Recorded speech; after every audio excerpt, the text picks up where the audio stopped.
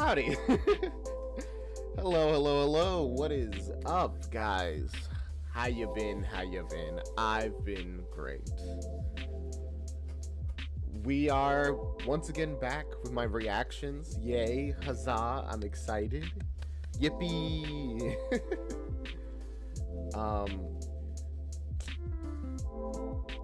Yeah.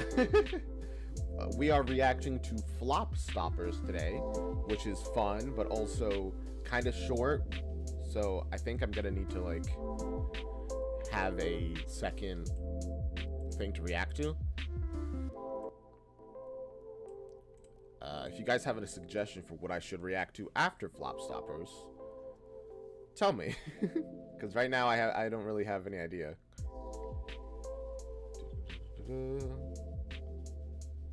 Sorry, doing some stuff on the side. But yeah, we'll just get into it in a bit.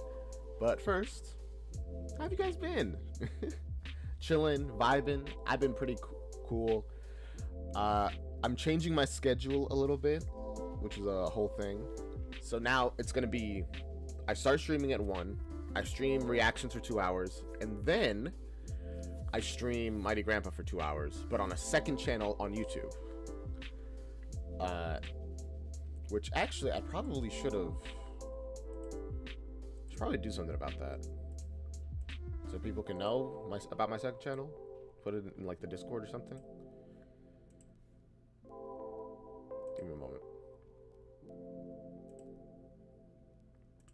There you go. Redikai Gaming. Go over there. I already have it connected, so shouldn't be too much of an issue.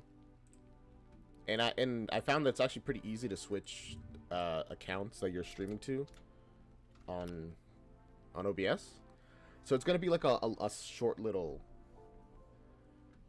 If I do it right, it should be a pretty like simple process where on Twitch it'll be like, I'll be right back for a moment, and then I'll be right back, and on Twitch it should be fine, hopefully. I don't know. There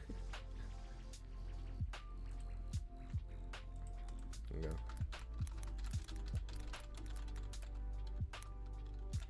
There you go. I really should have written this before I started streaming, but I was very tired.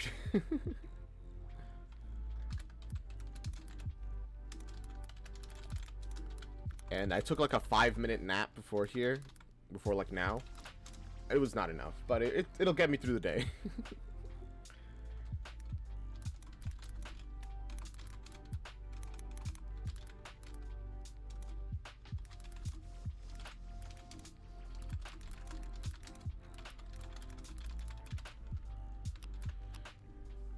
There we go.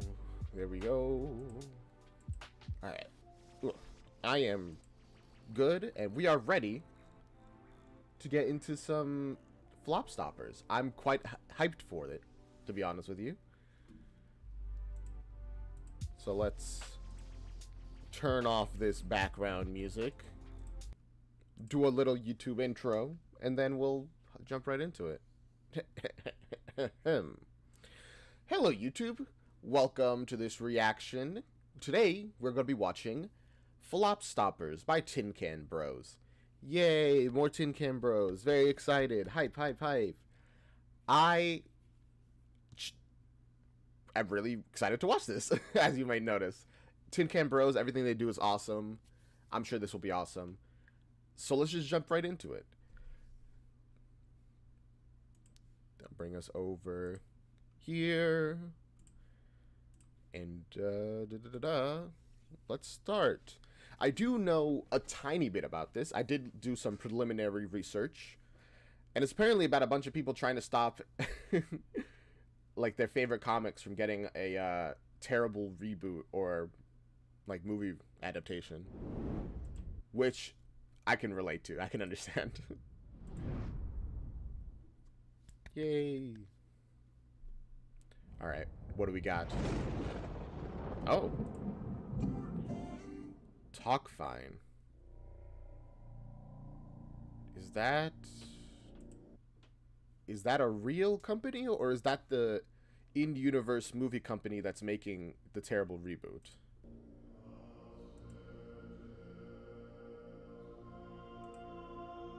Huh?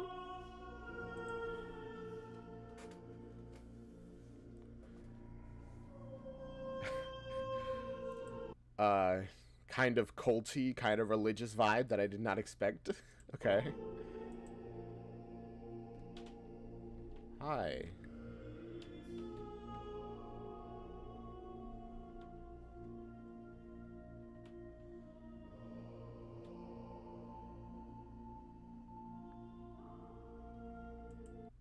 Okay, so definitely a cult.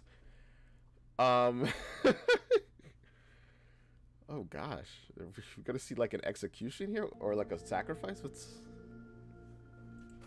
I hope not. What the fuck? Oh, dude, I told you. Hey there. We should stop downloading illegal torrents. I told you. This is why you gotta be careful on the black web, dark web, deep web, whatever you want to call it. Be careful. You might get kidnapped by a cult or get dragged into a red room, which, as far as we are aware, don't exist, but at least not online. Split an HBO Go account with you. Shut up! Also, downloading it, you can watch a lot of shows just for free, man. Pirating, yes, but you don't gotta download anything. Graham, Spencer, we've been watching you two for quite some time. I'm assuming you're Graham, you're Spencer? On our phones? No, online. If this is about those wax strips, someone stole my credit card. I don't even have a lot of body hair, so... We subscribed to your YouTube channel. What? What? Wax strips? Hey, thanks. We have a few opinions on your most recent upload. Uh-oh. This is what happens when you make bad content. You get hunted down by the cult. Who I'm just calling the cult TM at the moment. Gotta watch out. Earlier views of Detective Dark vs. Captain Cosmos are in, and it's what we hope. Oh, this isn't so bad.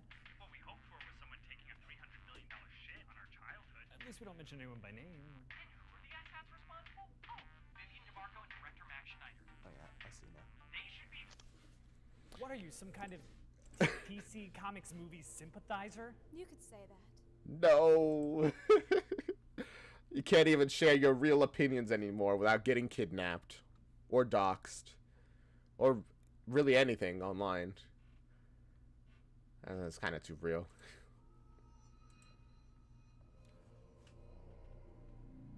Vivian DeMarco. CEO of Supreme Studios. Forgive Uh-oh. the theatrics, boys. This is a closed set. It is called show business for a reason. Listen, Mr. Marco, we'll take that video down right away. I know you all probably worked really hard on that. Your movie film and- sucks. We're not taking it down. It's our constitutional right. Listen, I agree with you. It is your constitutional right to make this video and honestly to leave it up. That being said, I would probably agree to whatever they asked me to in this kind of situation. We're surrounded by hooded figures who have kidnapped us. I assume because they had the bag over their heads. So at this point, I'd probably be like, hey, I don't want to die, man. It's just a dumb video. It's not worth my life or whatever you're going to do to me. Oh, boys. If we wanted to throw the book at you, you'd be wiping your asses with cease and desist letters for the next year. Not that those would have worked, to be clear, because, like, sure, they could send a cease and desist, but it's mainly just, like, to annoy you, because it's fair use. And if you actually did it, like, with fair use, then it's just to, like, scare you off, pretty much. Because you couldn't afford toilet paper. Because we'd bankrupt you. Jesus. I'll take my coffee now. Black. What are we doing here then? You may be surprised to learn that we share the same feelings on Detective Dark versus Captain Cosmos. Hiring Max Schneider was a mistake. Max Schneider. Okay. Obvious reference is obvious. But, okay, so interesting. She's also thinks it was a terrible movie. why kidnap them then? Although that does bring up an interesting point that a lot of people in these companies that are making media that people think is trash, they know that people think that, and a lot of times they agree. The issue, the big problem is that they don't want to lose their jobs, so they don't really have an option but to do what the higher ups say, which usually results in a worse movie. And you might be like, oh, cowards or whatever. Bro, I don't want to be homeless for this.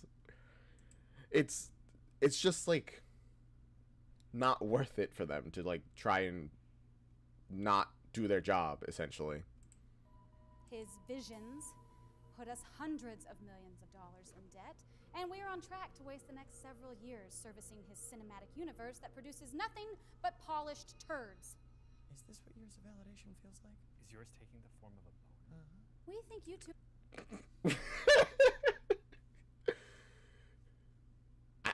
Interesting. I mean, you know, I guess that would be a wild feeling to have a person of such authority being like, no, actually you are right and I agree with you. That would be kind of crazy. You are the perfect candidates to fix our little big fuck up. Oh my god. Yes, this is such an honor. Spencer, do you have the... Our treatment for DDVCCROL is pretty comprehensive, but we think you... Oh, you guys made your own script already? Wait, what was it called? Spencer, do you have the... Our treatment for Also, you just had that on you. DDVCCROL is pretty comprehensive, Detective Dark versus Captain Cosmos, Rise of Liberty, an extensive treatment written by, oh my goodness. It really, well, it's kind of thin to be an entire script, but it could work as like an outline. we think you should start with some reshoots, maybe for a DVD, or even a reboot. Maybe that, this is closer to the source material. Oh my goodness. Oh, look at your faces. No, I don't need another writer offering up ideas. What I need from you two is action. I want Max Schneider dead. I'm sure you could have hired like an actual hitman rather than these two YouTubers.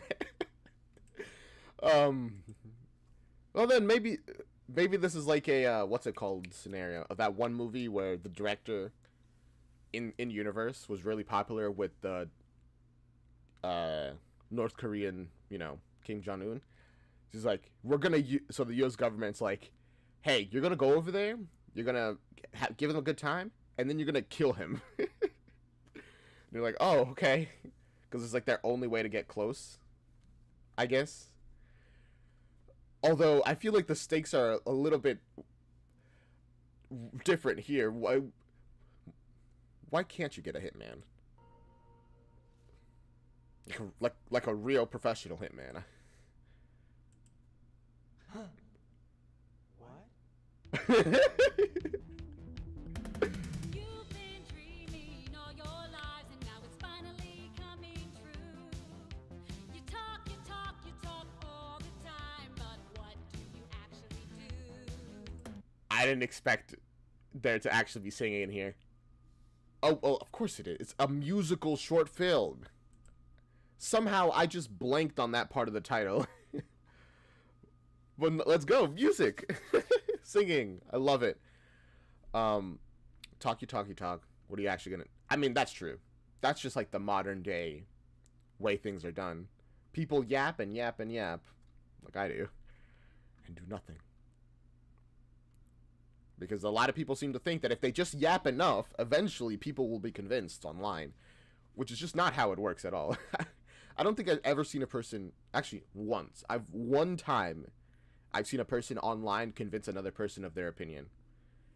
And it only stood out to me in my mind because it has only ever happened once. And it was about a pretty minor thing. This is your chance to be more than a fan. Become the man you were meant to be. You gotta save these heroes from the page before they get to the screen. Flop stoppers! You gotta stop the flop. Flop stoppers! Give it Title drop.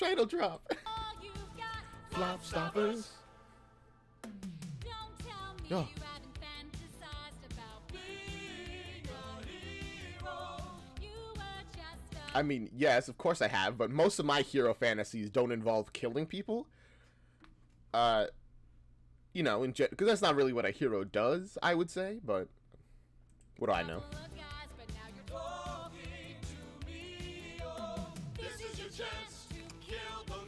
Oh gosh. Awful gun discipline. What if you just shot them by accident, man?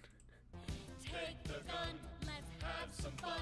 Zack Snyder needs to fall. Flop stoppers, you gotta stop the flop.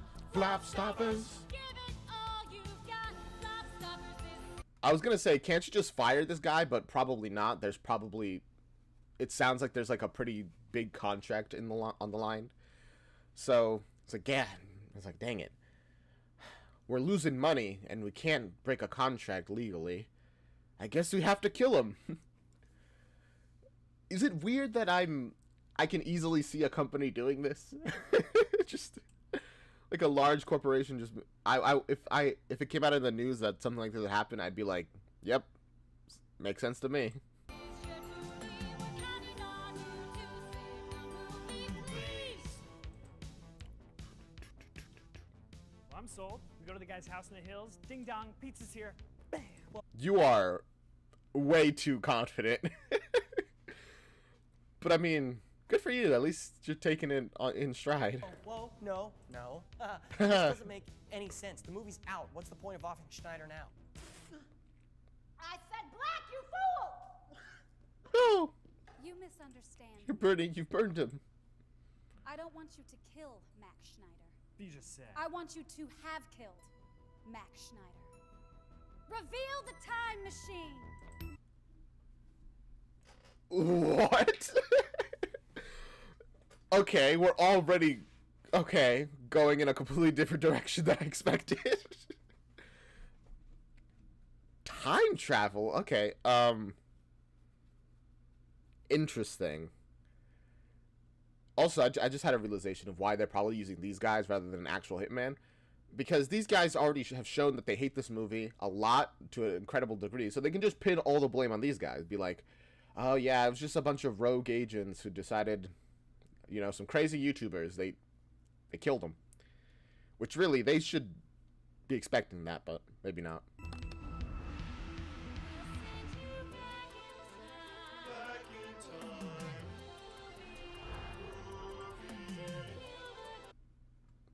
That's the time machine?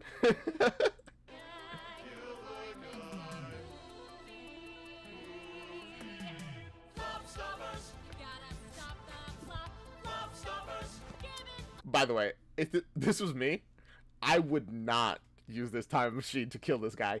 I would abuse the heck out of it. Be like, bro, we gotta take a couple stops before we do this mission. Buy some Bitcoin and stocks. Feel the movie.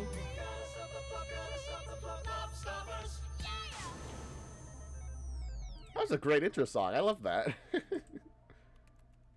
Supreme Studios. Oh shit, this is nuts. This is so nuts. I can't believe we're here. Why are we doing You this? could hold this yourself. Everyone's counting on us. This is what we wanted, isn't it? No, this Bro, guys, the secretary is right there. is what we wanted. To make the movie we all deserve. Take back the franchise for fans everywhere, man. And that'll happen, but this is the way we gotta get it done, okay? What if we take our treatment and we slip it into his pitch packet so he sells our idea, right? I know it's not what Vivian wanted, but Vivian DeMarco is a studio head. We're just fanboys.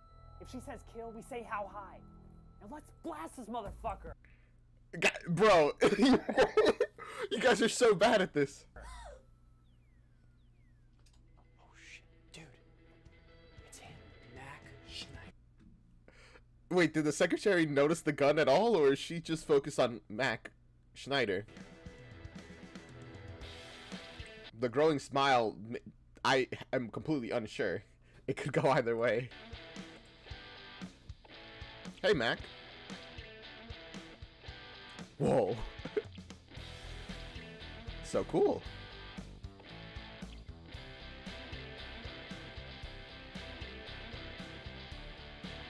Hi?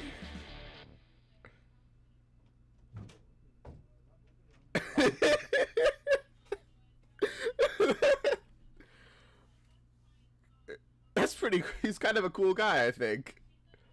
Or, well, he's certainly at the very least kind of intimidating. Also, I'm guessing she just didn't pay attention to the gun at all. She was paying attention to Mac. I am so over this. Vivian! Wait, time travel rules. Oh, good, you're here. I need my coffee. Sure, Vivian, listen. You can take this little mission of yours. Bro, you just listened. He said time travel. She doesn't know. And you can shove it. We're through here. Excuse me? Dumbass, she hasn't met us yet. Never in all my years has an intern spoken to me with such attitude about a coffee run. The nerve, the ferocity. He's not an intern. Oh, wait. She's okay with this. You could tell because this happens all the time. He's like, the nerve, the chutzpah, how dare you? You're in. You got spunk, kid. The determination. It shows promise. Clark, Pierce, you're fired. Boys. Oof. Walk into work, immediately get fired. Just been promoted. Please, join us for a pitch meeting. Okay, this could work. Let's be clear on one thing. We're completely fucked. Our competition, Magnificent Comics, produces hit after hit, and we're just sitting around with our thumbs inside of our buttholes. We are squandering our TC comic book properties. Did they say TC? Is that like their okay? Inside of our buttholes. We are squandering our TC comic book properties. Yeah, TC. And it's very funny because this is obviously a DC Comics thing versus Marvel Comics, or at least the studios that are making movies, and how Marvel has the MCU, which was just killing it for a good while, and how DC, it's like all of their attempts at replicating the Marvel Cinematic Universe like thing completely flopped, which I guess they're trying to stop. It's very funny. Very interesting. I don't know if you could really avoid the flops, though, to be honest with you. We've got to play some major fucking catch-up if we ever want to Let me stop you right there, Viv. Sure. Magnificent Comics has made countless blockbusters. They capture the essence of the characters everyone loves. They Yeah. make movies generations old and young can enjoy and infuse. That, yes, all so far two for two of things people love. A sense of wonder back into the superhero genre. But do you know what they don't have? This. What? Hank Harrison's masterpiece. This is the best fucking graphic novel ever written. Detective Dark, whatever the title says. It's all here. And Oh, okay. get it out. I mean, oh, okay. So now we have a good idea for why the movie sucks. Oh, that was Gabe there. I didn't even realize he was here. Oh man, I don't understand why studios are like this. There's so many studios that I feel like, and like directors, that seem almost proud to like be completely different from the source material. It's not even like that. I personally think that they have to be like one-to-one with the source material. I don't. Adaptation, things need to change. Genuinely, I understand that, and just inherently, just simply changing from one medium to another, you gotta change a lot of things. But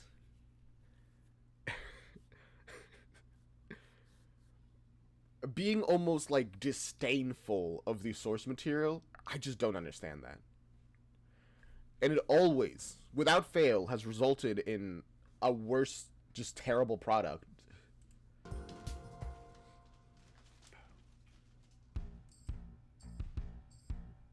Picture this up on the screen. Okay. Two biggest heroes we've ever seen, and they're doing a thing. What? I really don't know. Yeah, okay, so kind of a blurry picture, but I got it. But they look real cool. They talk talk, they fight, and the crowds will form on oh. I want to talk to you. I'm live. Hello, Ava Mushi. Oh boy. Guys, my electricity is getting repaired. I'll be right back. Apparently I'm needed for something. Very sorry.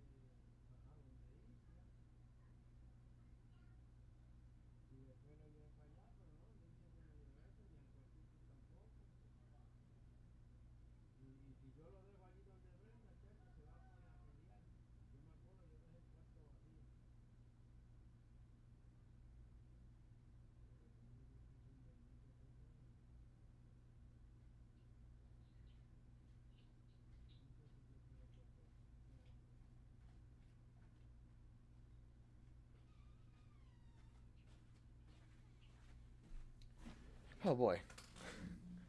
Sorry about that small little delay. Now we can actually enjoy the music. Burning night and pay to see this superhero show.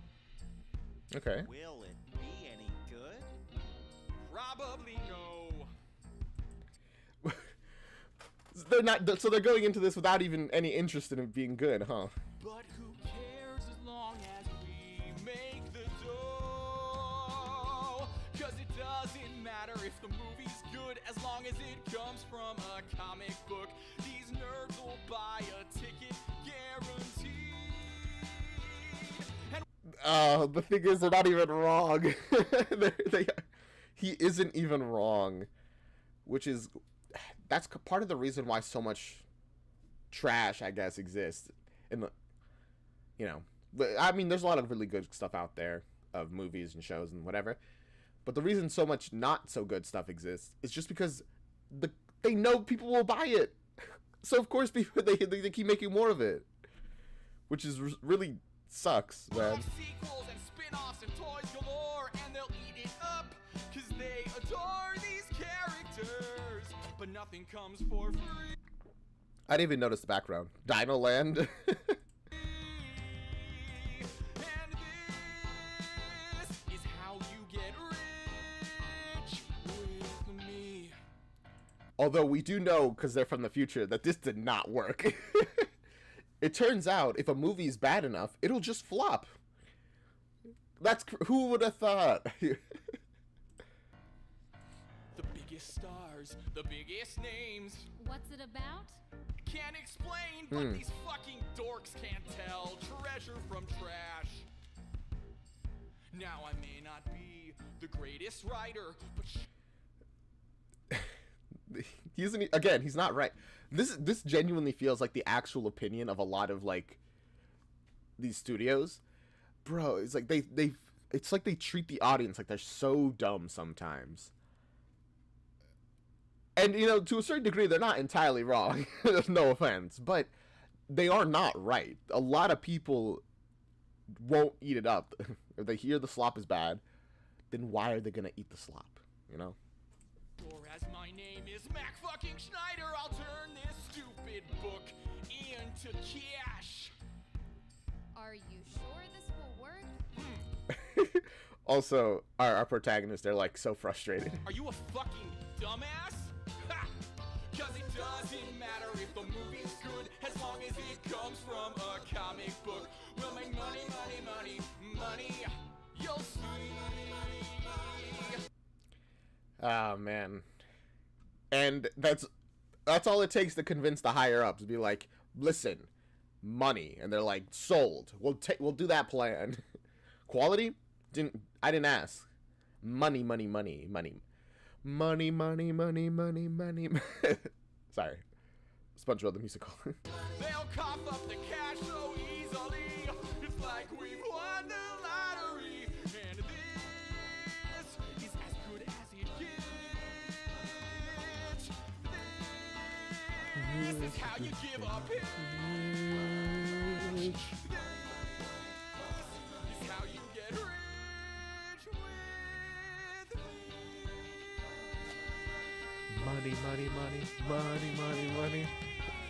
Oh gosh, wait. Sorry. This expression, this like blank, cold. He's ready to kill Mac.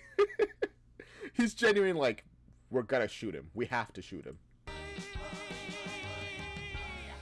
Mac is back, bitch. Whatever you say, Supreme Studios, Mac.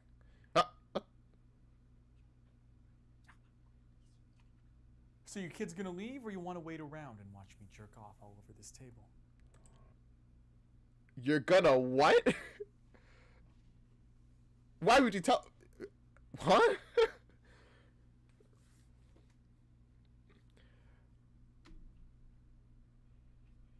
We gotta get out of here. Or just shoot him, please. Listen, there's just one thing I gotta know. Do you even care if the movie's good or not? No. Because my job is to just make a movie. And after I craft the perfect trailer, sheer anticipation alone will be enough to sell all the tickets and toys needed to keep the studio happy. And It's crazy what a good trailer could do. It doesn't matter what the final product is. As long as the trailer is decent enough, people will be like, "Yep, let's watch it. If the rest of it is as good as this, we got this." But it's not. It never is. The trailer is always like a perfectly designed, sometimes with custom scenes specifically in the trailer for it to be good. Or maybe the trailer is composed of every single good scene in the movie, which is a problem considering most trailers are not more than like 5 minutes long. Yeah, but what about all the fans who have been looking forward to this since they were kids? Why not make the movie for them? well, they're not the ones footing the bill, are they?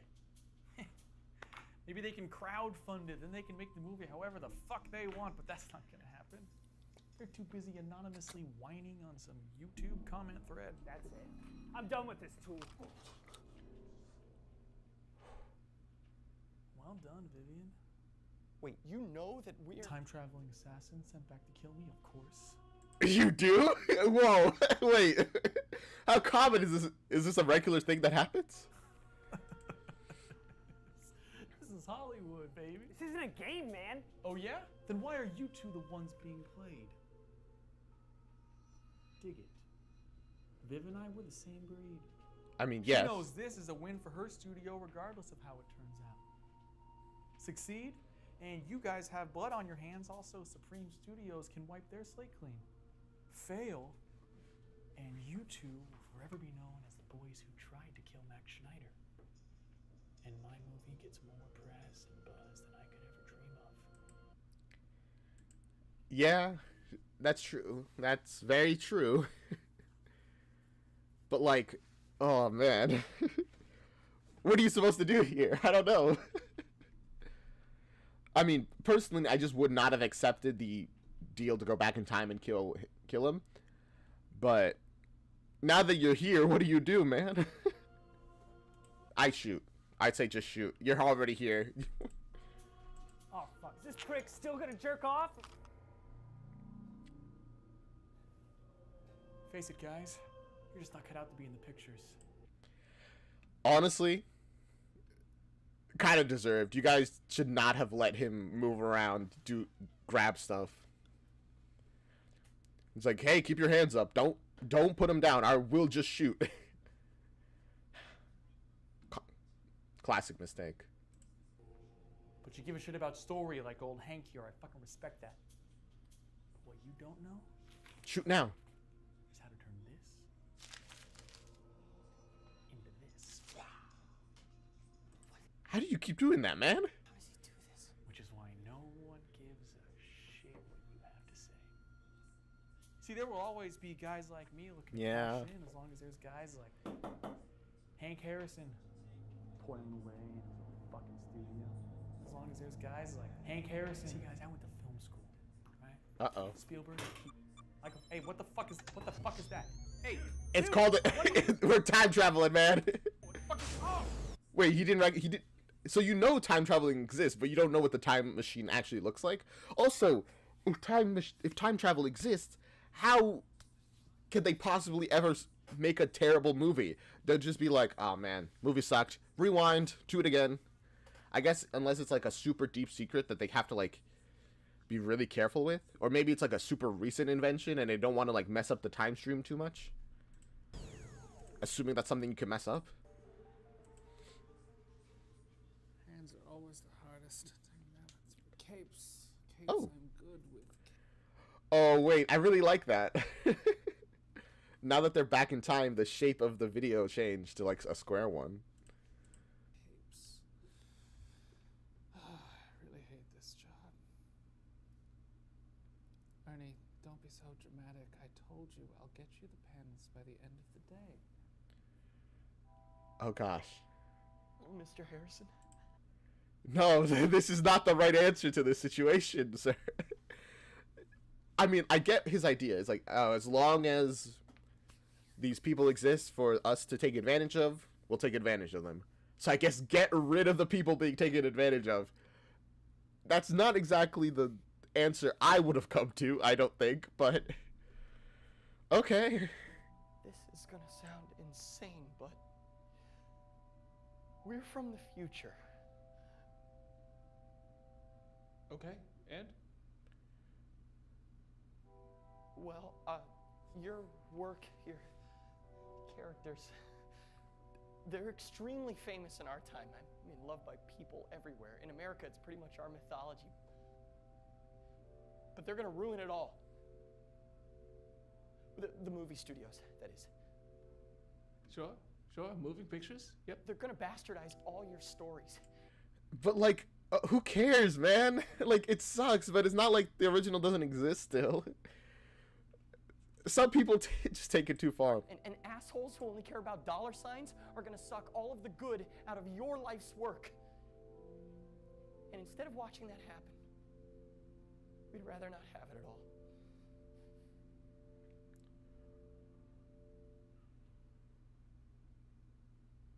You know, this reminds me of a similar predicament Detective Doc got himself into in Liberty Team, number 182. You know it?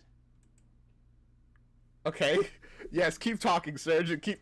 I would like it if you prevented your, assassination. Whew, okay. Yikes, man. Liberty Team. Also, this is... Detective Doc is obviously Batman. I didn't never mention it before because it's so obvious, but I guess... Well, take a seat. I'll explain it anyway. Go on. Yeah, I mean, guy, come on. You're already planning to shoot the man. Let him talk. Now, Doc's arch nemesis, the Jester. He opens a space-time vortex, travels back to Captain The Jester. Cosmos' youth on Earth. He kidnaps him, brainwashes him, and he implants an explosive chip in his head. Turns him damn near evil, and against all he ever stood for. Classic Jester. Word. Word. Is that a word that's used that far back? I guess I don't know what slang is used in what era, huh? Doc travels back through the vortex, following the Jester, but it was too late. The deed was done. and the future he would return to would be vastly different. What with Cosmos an enemy of the Liberty team, so he has to make a choice, right there and then. Kill his friend to save the future, or spare him and allow it to happen. Exactly. Yeah. He chose to kill him. Sure did. A gruesome murder of a young boy. Readers were pissed. But we found a way to alter the timeline and bring him back to life somewhere down the line. The old Harrison trick. Yeah. I mean, I don't think... I'll be honest with you, I don't think we're going to be able to do that in this timeline. Even with time travel, we don't exactly have the advantage of, sci-fi technology to bring people back to life. Or maybe we do, because we do already have time travel. The point is, Doc made a choice that seemed right, Hey. but would go on to haunt him for years to come. The only question now is, what choice will you make? Sometimes you have to decide if Yeah, I hope they don't shoot him. I honestly, I don't know what they're going to choose to do. I hope they don't shoot him, because at this point it's like, are you going to kill an innocent man because his work gets quote-unquote ruined in the future? Like, yeah, we got some bad Batman adaptations. So what? The good still exists, and in the future more good content of it will exist. It's not a major loss, It's not this serious. you're good or evil. Sometimes you can't pick a side, and you don't know if you're strong enough or wise enough to see the light, to do what's right. Sometimes you gotta look inside, ask yourself, is it worth the fight? Oh man, this is such a beautiful song. Are you strong enough to do what's right? Most people aren't. I don't know if I am, but I would like to believe, I feel like everyone would like to believe they are. When the time comes. Sometimes things can get confused. Remember, what would a hero do? Sometimes it isn't black or white. The right path can be hard to find, but you gotta try wherever you may go. He's giving them like side originals of the thing. Sometimes Don't fold it up. Oh. got to be the hero. When the dust settles, you think you failed, but the sun will rise again. Woo. You missed your chance, didn't become the king, but boy, you did the right thing. So go, go, go, and be the hero. I think about See, you. that's kind of the beautiful thing about heroes. They're inspiring. Are they always realistic? No, not even slightly. But honestly, sometimes you need an ideal to reach for. Can everybody be Superman? No. But you can be a little like him if you put, the right foot forward. Help the cat out of the trees or something. I don't know.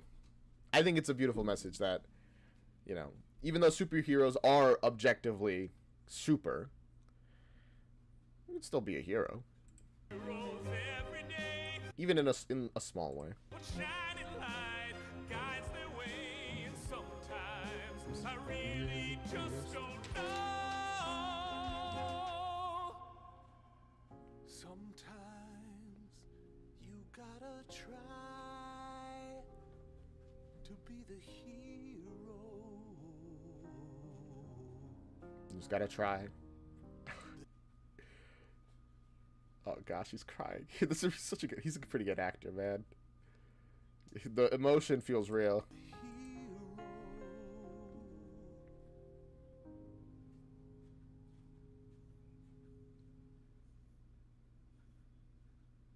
Now get out of here, you crazy Now what?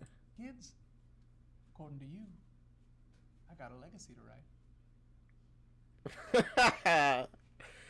Oh, thank goodness. But now what? What are you going to use the time travel for? How are you going to save the future?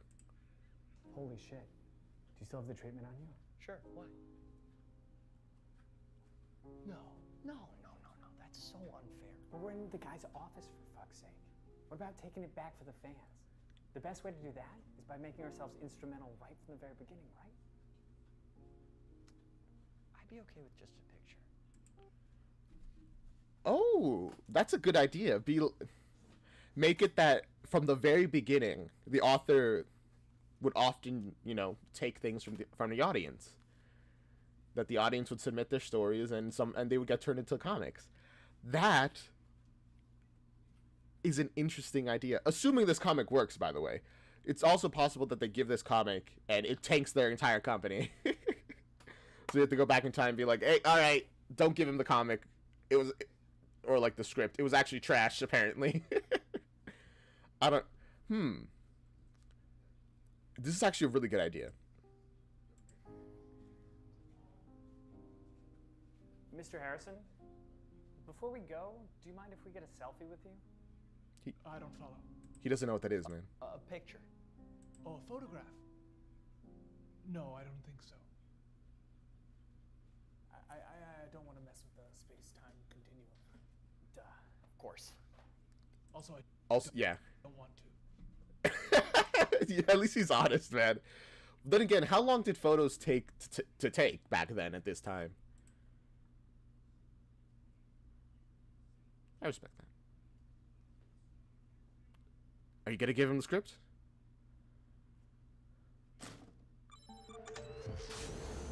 And the space-time continuum has collapsed. God damn it. Did it happen? Yep. 300 million first weekend. Plus, Schneider announced to direct the Liberty Team movie. This sucks, man. Yeah. It's sad to see a terrible movie get a sequel. But it happens all the time. Dude, maybe we gotta let it go. I never thought I'd say this, but no one's gonna die, 'cause the movie, so why should the movie make you cry and be so gloomy when it's pretty much made for kids? Listen, that's exactly what I've been saying. Why does somebody have to die for this? This is so, not serious at all. Yes, it's a lot of money, and, it's a whole thing, and it sucks to see things that you love get tarnished. But it's not the end of the world, my goodness, With me. I miss the old stories, 'cause this really ain't for me. But it isn't mandatory that it be better than it is. Trust me, I'm not trying to be mean, but movies are not reality. I'm sorry, I know it's hard to believe, but there are other things in life worthy of strife, like who becomes the president and how you're gonna pay the rent. Oh, by the way, you still owe me for this month. Uh-oh. Guys, you don't want to get kicked out. But yeah, that's what I'm saying. If you're going to use time travel to go back in time and kill somebody, it really shouldn't be over something like this. Which, actually, do you guys still have the time machine? Dude, I know it means a lot to you and me, but it's just a movie. Hey, man. Oh? That's pretty funny, but I'm a fan. I'm not a dummy. Hey, Graham, how much money have we spent just to complain? A lot. It's hard to admit it. Maybe. I mean, hey, listen, if you really don't want to support the movie, then just pirate it. Actually, don't pirate it. I can't I don't think I can tell you to do that in Minecraft. But theoretically, if you could pirate it, which I'm not saying you should, but if you do, and and then you can go based off of that. If you like it, then you can pay money, and if you don't, well, there you go. You didn't give corporations money for a thing you don't like. That's all I'm saying. Maybe we are overly committed. Maybe we are overly critical. Bordering on insane. well, they're very close that they could just share the bathroom. Spencer, you've got a point. I guess it's better to obsess a bit less. Remember, it's not worth all the stress. It's important to factor the things that actually matter, like eating well and staying fit and paying rent. Please don't forget, and soaring through the sky. He already forgot. And shooting lasers out your fucking eyes. Just kidding. Oh, thank goodness. Let's help each other to see a different point of view, because this children's movie is really pretty goofy. So let's... Yeah, I mean, superhero content in general is pretty goofy. And I think we went through a very sad period where everyone was like, no, superhero movies are serious and gritty and real. It's just like, which I always thought was kind of dumb. The fact that they're silly and goofy, but they're sincere about it, I feel is what makes a lot of superhero movies really good. I was about to say, like, the Snyder movies. That was my brother. Yes, the Snyder movies, as referred to in this show. Not get so moody, 'cause it's just a movie. 'Cause it's just a movie. I was slightly ahead. Because it's just a movie. So what's the Bad Apple score now? Oof, 2%. Jesus. Man, that's low. Want to go check showtimes? Absolutely. And there they go, headed off into the sunset. A couple of bros. Off to see hopefully better content. Flop stoppers. That was great. A nice little short, fun reaction. I like that a lot, honestly. Music lyrics by Talk Fine. Flop stoppers. You gotta stop the flop stoppers. I'll be honest, I expected a different aesthetic from this because of the whole, well, this outro style, which is also what the thumbnail is in. Give it all you got. Flop stoppers. So the whole thing was slightly different than I expected. Fantasized about being a Hero. You were just a couple of guys, but now you're talking to me. Oh, this is your chance. Kill the man and pull the trigger for us all. I am glad they didn't kill anybody. I kind of was worried that they were gonna pull like a little twist at the end and just actually just shoot the author. Just be like, "You're so right. I have to do the hard thing." Bang, bang, bang. But no, it didn't happen. Take the gun, have some fun. Max Schneider needs to fall. Flop stoppers, you gotta stop the flop stoppers. Give it all you got. Flop stoppers, this is your new day. We're getting on to save the movie. Gotta stop the flop stoppers. Wait, we have a little bit of an end credit scene here. What's this? So Doc says to Cosmos, my mother Marta always told me that. Marta, why is that name so Forgot that he gave the name Martha to their Superman equivalent, Captain Cosmic, I think they said. Gave their moms the same name. No one will ever notice. I wonder how many things throughout history of like writing, people have been like, no one will ever notice. They always notice. It's crazy how they always notice. All right, he sees the script. What's he got to say about it?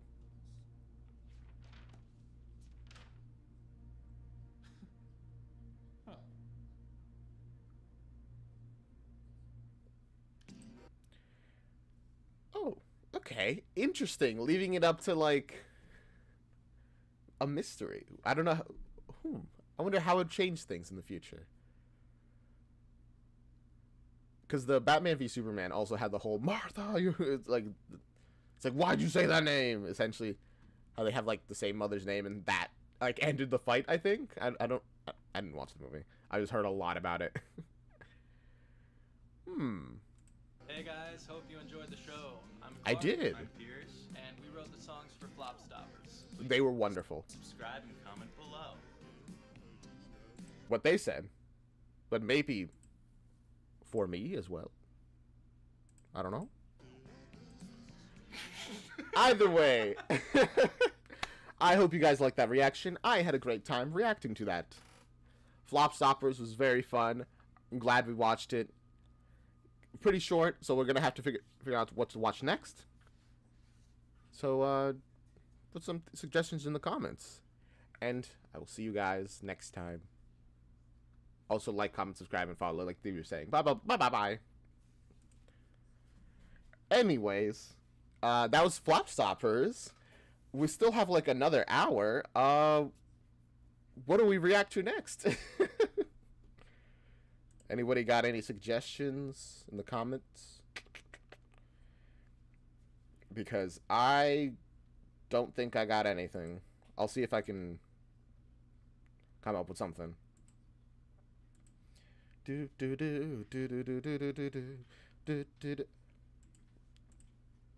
I just realized I have never updated the stream thumbnail.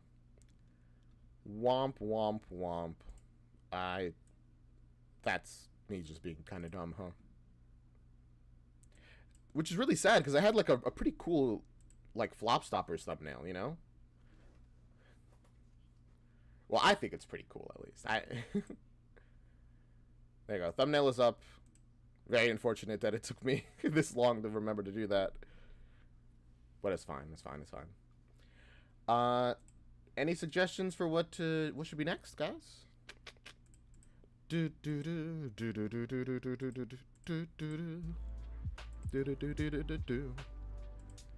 Let's see. What was in the community thing? What were people talking about? Because people did give suggestions before. I just don't have any right now. Oh, there goes everybody who was watching. Which is fair, fair, fair.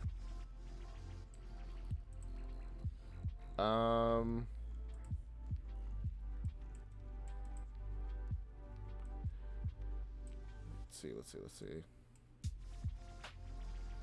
Is this something we can watch?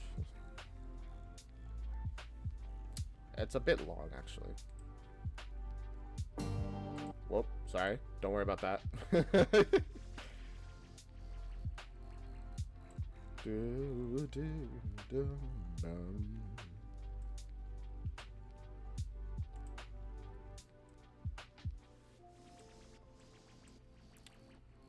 Movies, musical, and me. You think we could finish that in an hour? It doesn't seem that long.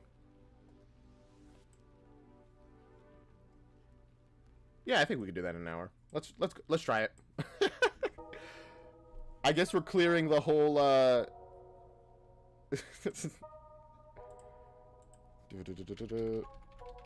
we're clearing all the various different things we're watching today.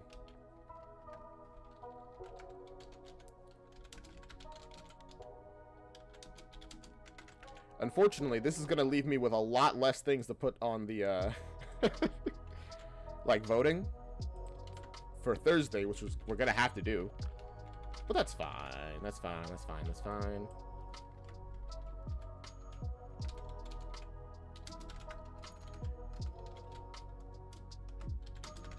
Updating the stream titles with whatever I can think of off the top of my head. Movies, movies. That seems like a pretty good title. There you go. Updated. And now, let's jump into movies, musicals, and meat.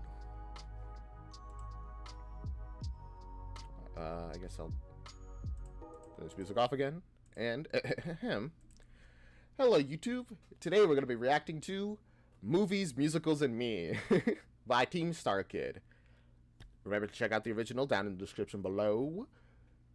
Check them out, give them support. They're the ones who made the content, so they're the ones who deserve the love. But while you're down there, maybe give me some some likes, some comments, all that kind of stuff. Blah, yada, yada, yada. We are going to just jump right into it. Whoop. Over here, and we are going right into episode 1, Movies, Musical, and Me, Box of Chocolate, a Forrest Gump parody. The Godfather. Ooh. Citizen Kane. Ooh. Casablanca. When you hear these titles, one thing comes to mind. Classic, One Incredible, that kind of stuff. Broadway. That also. But did you know that these timeless musicals were actually all based on movies? And something else ties these masterpieces. Is that true? It could be true. I don't know which came first. The stage together? Actually, The Godfather, I think of the movie, not the musical, so I guess that would make sense. All starred Halpert. Albert? Hello. Hello. I'm Halpert Evans, and I've starred in more film-to-stage adaptations than anyone in the history of the theater. Wow. So come along with me on Is that famous Thor? this journey. Oh, wow, he has a lot of movies, musicals, and me. I'm exciting. He seems like a charming young sir.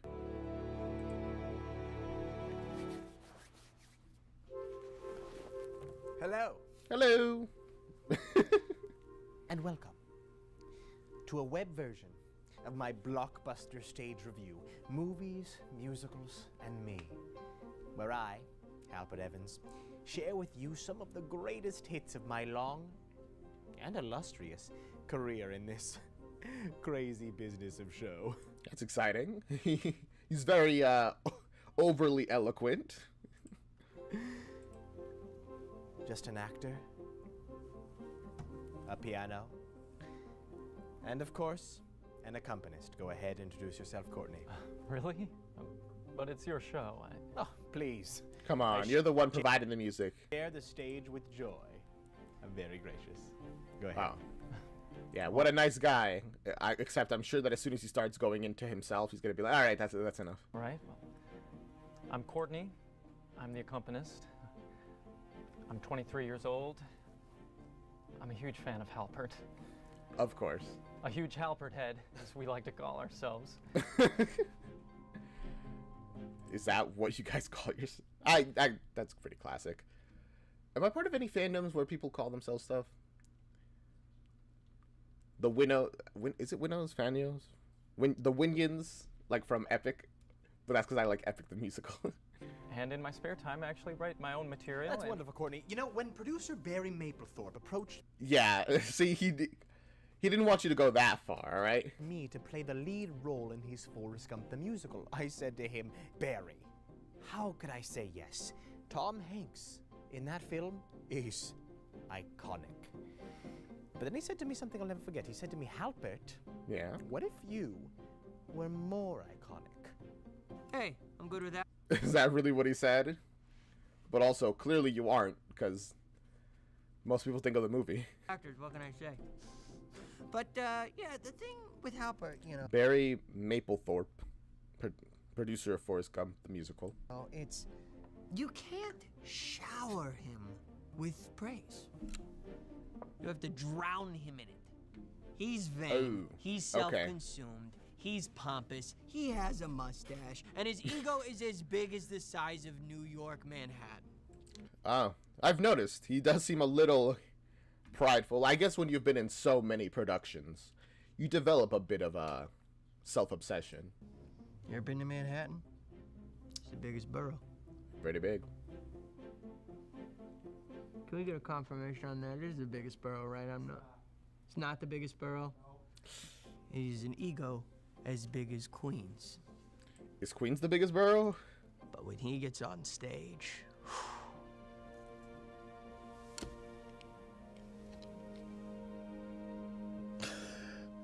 It's all worth it.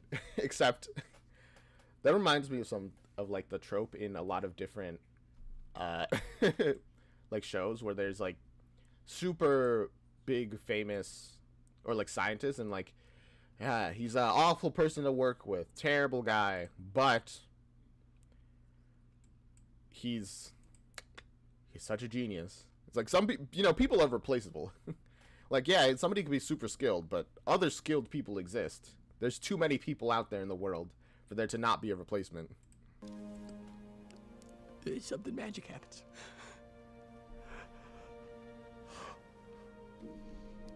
Ladies and gentlemen, performing the opening number from the Tony and Emmy award-winning show, here is Halpert Evans as Forrest Gump, singing Box of Chocolates. I'm so excited. Let's hear it. What do you have for us? My mama always said life was like a box of chocolates. Okay. At least you gotta admit, he does sound pretty good. You never know what you're gonna get. Yeah. All right. My name is Forrest Gump. People call me Forrest Gump. Hey, would you like a chocolate? Is this like the opening song of the musical? It's pretty good so far. My mama was right. This box is just like life. I wonder what you're gonna get. Maybe you'll be a college football star. Or Hope not. a Vietnam veteran. Again, hope not. Two not so great fates off the bat. Or a ping pong champion. A shrimp boat captain. A cross country running man. You could get milk chocolate, dark chocolate, chocolate bar chocolate, white chocolate, black chocolate, skinny and fat chocolate, rich chocolate, poor chocolate. Give me some more chocolate. I'm sorry. I really like that flow there for some reason. I don't know. All kinds of chocolate. What kind of chocolates do you guys like? I think I probably like milk chocolate like the most. You never know what you're gonna get. I've been across the country, seen all walks of life. Didn't always know which chocolate was wrong or right. It's hard to tell what's in that chocolate shell. The only way to find out is to take a bite. And hope that chocolate is just chocolate and not something else, right? I'm not a smart man, but I know what truffle is. 'Cause Nice. I wasn't born with the biggest brain, but my mama loved me just the same. Yes, she did. So I did my best, sure as my name's Forrest. Forrest Gump. That is my name. My mama I love the way he said name there. said, my mama said. What you say? She said stupid is as stupid does, and that's just fine and dandy. All right. So pass that chocolate candy. Milk chocolate, dark chocolate, chocolate bar chocolate. Honestly, the whole life is like a box of chocolates. It's a very appropriate saying. Very real. Who knows what's gonna happen? But man, keep giving me the chocolates. Boy chocolate, girl chocolate, vanilla swirl chocolate, German chocolate, French chocolate. I'm on a bench chocolate, this chocolate, that chocolate, doggy and cat chocolate, dollar chocolate, penny chocolate, Forrest and Jenny chocolate, woman chocolate, man chocolate, Lieutenant Dan chocolate, Breeze chocolate, wood chocolate, shut the front door chocolate, mama chocolate, son chocolate, run Forrest run chocolate, you never know, you never know. Get running. You never, ever know what you're gonna get. Whoa. And that's all I have to say about chocolate. What a guy. Is this a real musical? I would assume so, because it's such a big thing. If it is, and that's a song from it, I would love it. The only reason I'm not sure is that the title says Forrest Gump parody, so there might not be a musical of this. But if there is, I really want one. Hey, Courtney. Did I ever tell you about the time that I met Tom Hanks? Yeah? It was at the cast party for Forrest Gump, and he looks me in the eyes, and he says, Halpert, you were better on stage than I was in the film. Wow. Did that really happen? I don't really believe it. Did that really happen? Yes. Okay, so I'm glad I'm not the only one who's wondering. Halpert was a better Tom Hanks than Tom Hank himself. Dang. How many Oscars did Forrest Gump win? The movie? Anyone? 6 Oscars. Wow, it's really How impressive. many Tonys we won? 14. So you tell me, which is the better reboot? I don't know. What's the ratio of Tonys to Oscars? Like, how do they compare to each other, you know, value-wise? Was it the musical that won 14 Tonys? Or was it the movie? 6 Oscars. You can tell me who America voted on as the better Tom Hank. I think it was Halpert. Well, I don't know. The whole Oscars, Tonys, whole thing doesn't feel like a really good metric, to be honest with you. Because it's not really the public that votes. But next time on Movies, Musicals, and Me. yeah, I'll see you. Jump over. Also, hey, Courtney. The Ballad of Bruce Banner. Hulk parody. Hello, I'm Halpert Evans, and I've starred in more film-to-stage adaptations than anyone in the history of the theater. So come along with me on this journey of movies. All right. The intro's always going to be the same. Got it. All right. When I heard they were gonna make Avengers the musical, I was like, I'm sorry. Nick Lang is always such... I feel like he's always the nerd character, which is hilarious because he's usually one of the writers, so he puts himself as the nerd character. oh boy, here we go. We got another Turn Off the Dark on our hands. And by that I mean just a wonderful exploration of the comic book medium on stage. But I don't Oh, I thought it sounded like it was a negative thing, but okay. think any of us realize just how revolutionary Avengers the musical would be. Halpert is Hulk. Step back, please, Halbert. You scared me there. We all remember that Times Square billboard. But would you believe it almost didn't happen? Really? I was a naysayer in the beginning. I thought Halpert can't I'm sorry, just the move over to Courtney, who's just staring, and then change scenes. That really got me. be the Hulk. He's not a Hulk. But, you know, I was wrong. Everybody that said anything bad about him was wrong. When the Listen, you don't gotta be big to be big. It's about presence. And also good right lighting and angling. Producers of the $150 million Avengers the Musical offered me the role of the Hulk. I almost turned it down because it was a supporting role. But it sounds like he... Okay, so that's 2 for 2 of acts that he almost turned down, but then eventually accepted. Who was I kidding? I couldn't resist the chance to be a part of the extended Marvel Broadway universe. They didn't even Why do they keep showing Courtney? paint him green for the Hulk parts, and I thought that was brilliant. He's not green. I'm not green. I identify. All that I ask. What? I mean, I can understand not painting him green, but they didn't, like, cover him in green or anything. Change his clothing, do something to make him... Change the light on him to make him seem green, or... Was that they write this... Well, to be fair, in musicals, you can be a little more fast and loose with that kind of thing. People... It's interesting. People are way more willing to, you know, let go of those kind of things than they are in movies. And I don't exactly know why. I think I saw a video talking about it, about how, like, time and, like, ages are way more fluid in musicals. And, like, people suspend their disbelief way more easy than in a movie. I think it's probably because in movies, everything is so specifically designed. Like, everything you see is planned so that each frame is perfectly telling you what the information you need to get from it. And in musicals, everything is kind of, like, so loose. But I don't know. I guess that's just, like, a random thought. Emotional 11 o'clock number and $20 million. Wow. $20 million.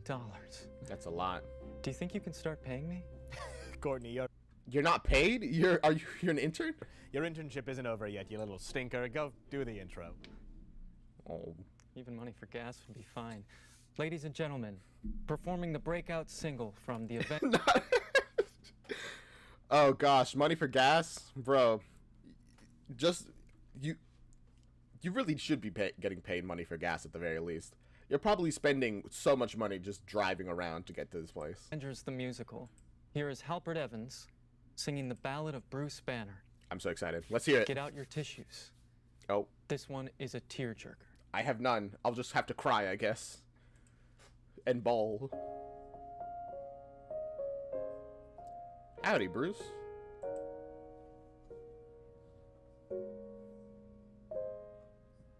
Nobody likes me when I'm angry, and I'm angry a lot. I'm so sorry. That's such a funny way to take the very it's funny but also kind of smart in a way if they were actually making a musical about taking this very iconic line, you won't like me when I'm angry, and really extrapolating on the emotional side of it. It's like, yeah, you're right. We've done. Everybody likes to curse me, but it hurts me a lot. I try to be warm and tender. I try to control my temper. Then I sigh and remember, tender I'm not.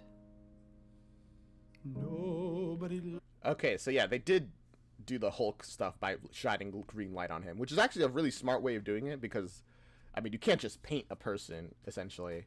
Well, can you? Well, not if they need to be switching back and forth quickly, unless there's, like, really easy to remove paint. But then they have to essentially run backstage and just wash it all off, put on whatever makeup they need to wear, unless they don't need to wear makeup. And they go back in. It doesn't seem like the most the green light just seems like a more efficient way of doing it, if not perhaps the best way to do it, I guess. Likes me when I'm hulking, and I'm hulking more and more. The world can be a cruel and mean place for a green face dinosaur. The smallest thing kind of makes me go a little crazy. Nobody likes me when I'm angry. I mean, that's that's the situation where you're trying to suppress a part of yourself. Isn't it usually a pretty major plot point that Bruce Banner rejects the Hulk side of him completely, which causes a lot of the problems with the Hulk side of him and his normal side? But angry I get. Everyone loves the other Avengers. I see toys of Captain America and Iron Man. But there are no kids painted green, with nothing but pants on, running through the streets. Probably for good reason, to be honest with you. But I mean, there's like the fake Hulk like stuff that you can put on, like the fists. People love those. No one would have it. No one would have it. But I'm a vital part of the team, am I not? I'm the Hulk. You are. I'm the Incredible Hulk. And I'm the one who caught Iron Man when he fell from the sky. I punched the worm. I punched the worm dead. And yeah, I did that you thing did. with Loki, where I took his body and I shook him from side to side. Which was hilarious, by the way. But again, it's like... Ugh, I don't really... Actually... Did the Hulk get, like, his own stuff? But the Hulk is kind of defined by being a hated character in universe by people. Because, when he gets mad, and he, like, trashes stuff. And no one wants their car to be thrown by a green hulking guy. Like this, remember? You remember? Yeah. Huh. You know what? Maybe it's all right to be angry. That's what I'm saying. Be angry all the time. Well, I wouldn't take it that far. You know, accepting your anger is okay, but you should probably work on not being. Well, whatever. At the very least, for the heart problems that it'll cause. A Hulk cannot help but be hulkish, but for a purpose. Perhaps it's fine. Oh, in that case, yes, we're totally fine now. I'll never be a space king, an iron suit, an ant thing, but as a superhero, I'm first string, and I'll take that any day. I guess angry's okay. Yeah. Well, this is such a beautiful song about the Hulk. I didn't expect it at all, but I love it. Angry, I'll stay.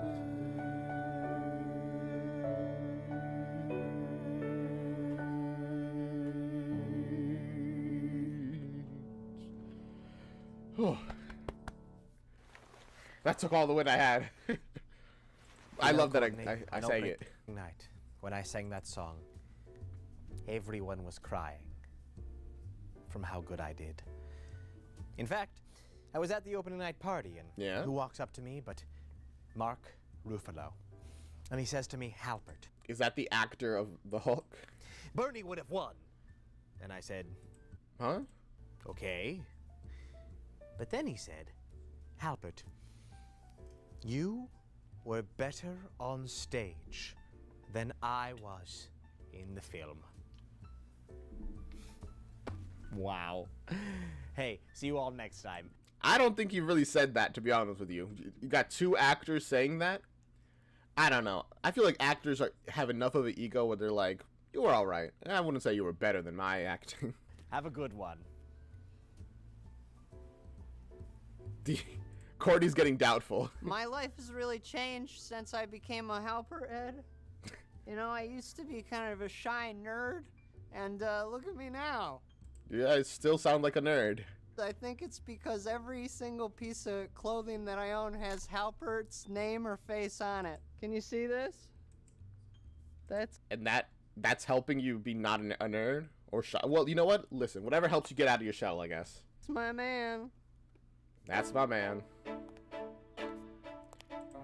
Episode 3. Me and My Hammer, a Thor parody. We're getting more of the Avengers musical. Hello. Let's go. I'm Halpert Evans.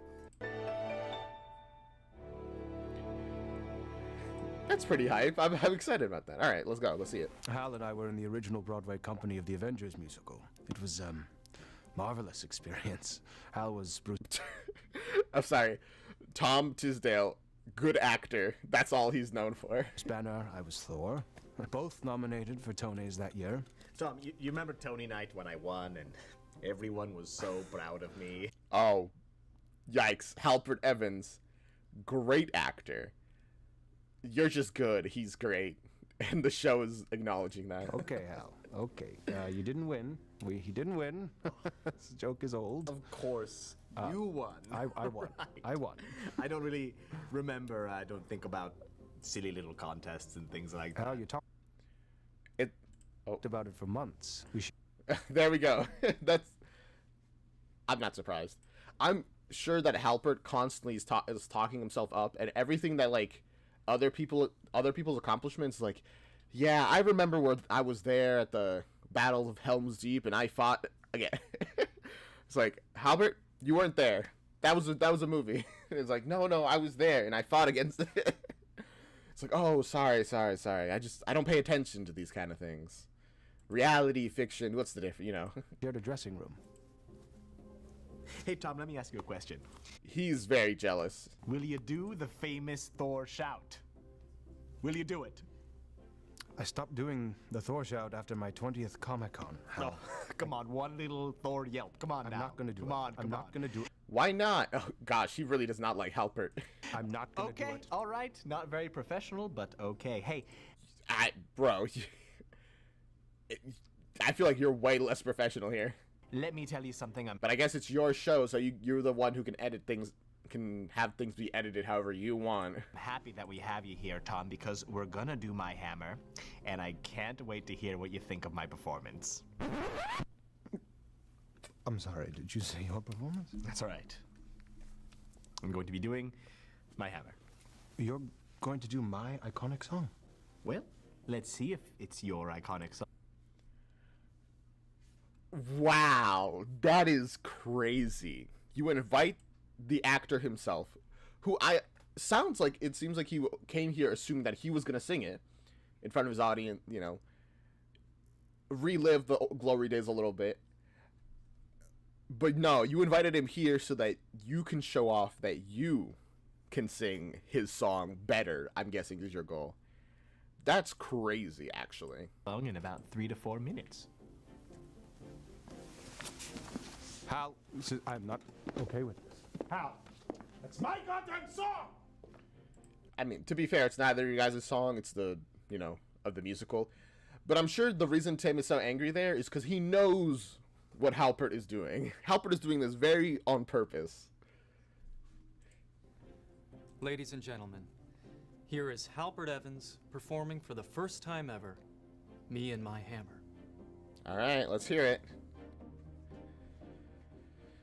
Bam, bam, bada.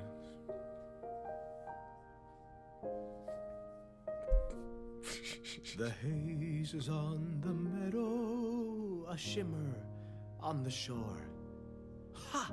The moons of Asgard, it's lovely being Thor. And yes, across the cosmos I'm well liked and well known. But when my people praise me, I must tell them it's not just me alone. Honestly, these two glimpses that we've gotten into the Avengers musical of this universe does make me think, man, it's a lot more like elegant and beautiful than I expect. Then again, maybe this is the solo stuff, and then the action is more like that, like, you know, that vibe. No, it's me and my hammer and me. I'm sorry. This just makes me think the other musical we watched with StarKid. I just tell him, it's me and my dick. You guys remember me, my dick and me. And if you don't remember, you have no idea what I'm talking about. It was an interesting reaction we had. I hold it in my hand and I feel it holding me. Try to pick it up, but you're not worthy. No, me and my hammer and me. Yay! My hammer is my power, my hammer is my pride. And when my hammer hits a man, I feel all warm inside. Oh, you should see it play, it has a mind of its own. My hammer is so mighty, it will crush your every bone. Does the hammer have a mind of its own? Like, it has its own will in it? Because as far as I'm not aware of that at all, if it does. Which is interesting. But then again, I don't know too much about the lore of Thor. I know more about him than I know about Hulk. Although that, I feel like maybe that says more about Hulk than it does about Thor. But, and I do know that the hammer's enchanted to tell if the wielder is worthy of wielding it.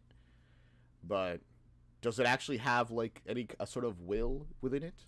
I swing it high, I swing it low, I swing it all around the town everywhere I go. Yay. And when you hear that hammer thumping, Thor's a-coming, so you better look out, 'cause pretty soon you will see me and my hammer, I love that bell. His hammer hit the foot. Hammer and me, we're just about as close as a hammer and a man should be. Even Iron Man can't hide his jealousy for me and my hammer, my hammer. Hammer, hammer, ho, hammer, hammer, hey, hammer, hammer, odie, odie, hey. Is this before or after he has gotten his hammer taken away from him by Odin? Because this feels like it would be before in the musical, is showing that, oh wow, he's so attached to his hammer. And then like literally 1 or 2 songs after this, he gets his hammer taken away. Or maybe like, it'll probably be literally the next song. Just to have like that emotional whiplash. He's like, oh gosh, now it's being taken away. No, no, no. He's sleeping. Now you see I'm happy.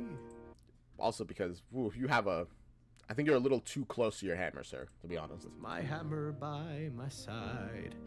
But if e'er I lost my Mjolnir, I wouldn't smile so wide. If someone were to take him, I would hang my head and die. But no one else can pick him up, so I think I'll be just fine. Hey! Okay, that's literally... I love how well these are made. I can easily see how this would plot into an actual Adventures musical. I guess the first half of the musical would be mainly about setting up the team up, and then like the latter half would be the actual team up, with this being like, all right, here's Thor's whole adventure, summarized of course, because we can't go through the whole thing. We have a lot of characters to get through. Me and my hammer. Me and my hammer. Me and my hammer. Hammer and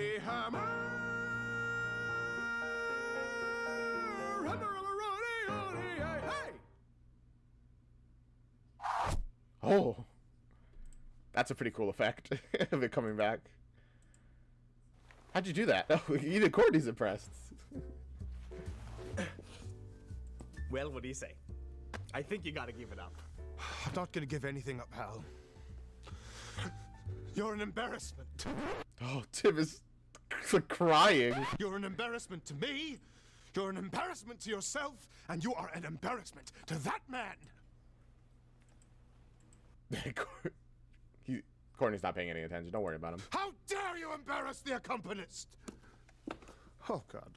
I'm on step 7. My sponsor said that I had to cut toxic people out. Hal. Goodbye. Step 7. Cut him out. Honestly, I think you'll be happier with Halpert out of your life. He seems like an insufferable man to be around. Goodbye forever.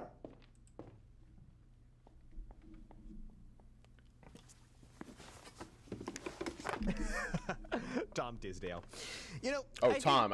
Have I been calling him Tim this whole time? I don't know why I did that. What Tom was trying to say was, Halpert, you were better on stage than I was the stage.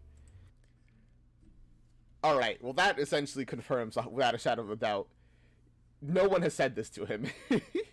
He just interprets whatever response they have as, yeah, you were better than I was. Which, I mean, it sure does help his ego, but if not his relationships with people. See you next time, folks. Oh, boy. You know, people ask me, Halpert, I want you in my life at all times. Well, guess what? I have good news for you. This is... I don't think anyone has ever said the that. Halpert t-shirt. If you can see you literally just got cut out of the life of Tom. My face, that's my hair, that's my mustache, those are my eyes. Whoa. I'm sorry. I just got a little struck by my own handsomeness. That actually happened. That actually just happened to me. Of course it does. I'm sure you think you're like the most beautiful man in the world. All right. Episode 4. Find Sarah Connor, Terminator parody. Oh boy. Let's see it.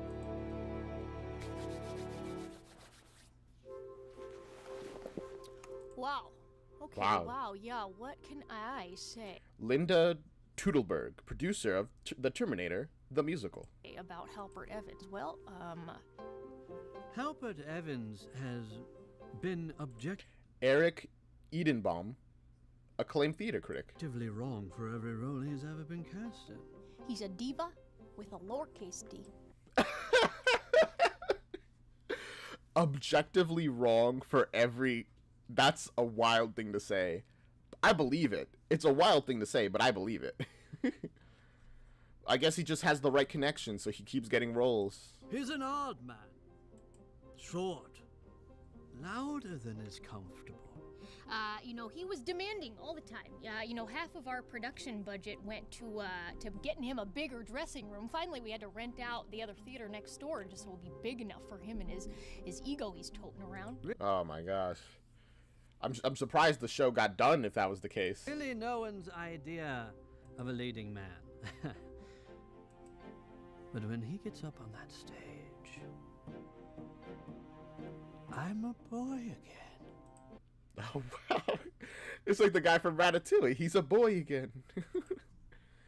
Dang. Okay. Clearly, no matter what you can say about him, he's good. Halpert is really good. I mean, my gosh, if he isn't the best song and dance man I ever did see in my life. I mean, he can sing and dance so well. You'd think he invented it. I think he did. Maybe he did. You know, How old is this guy? You don't know. He seems ageless, honestly.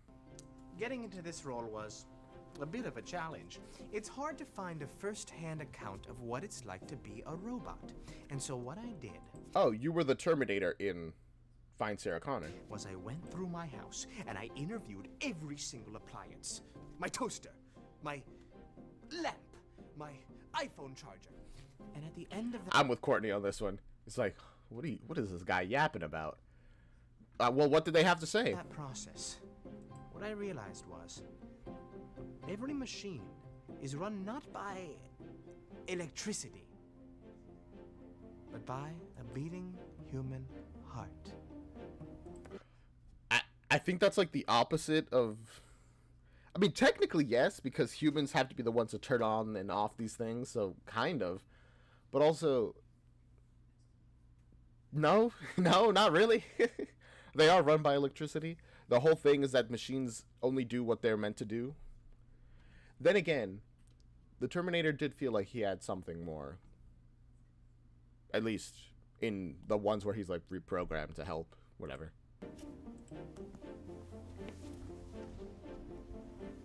Ladies and gentlemen, performing what composer Jason Robert Brown himself said was the best song that he ever wrote. Ooh. This is Halpert Evans as the T-800, performing Find Sarah Connor from The Terminator, the musical. I'm so excited. Let's hear it.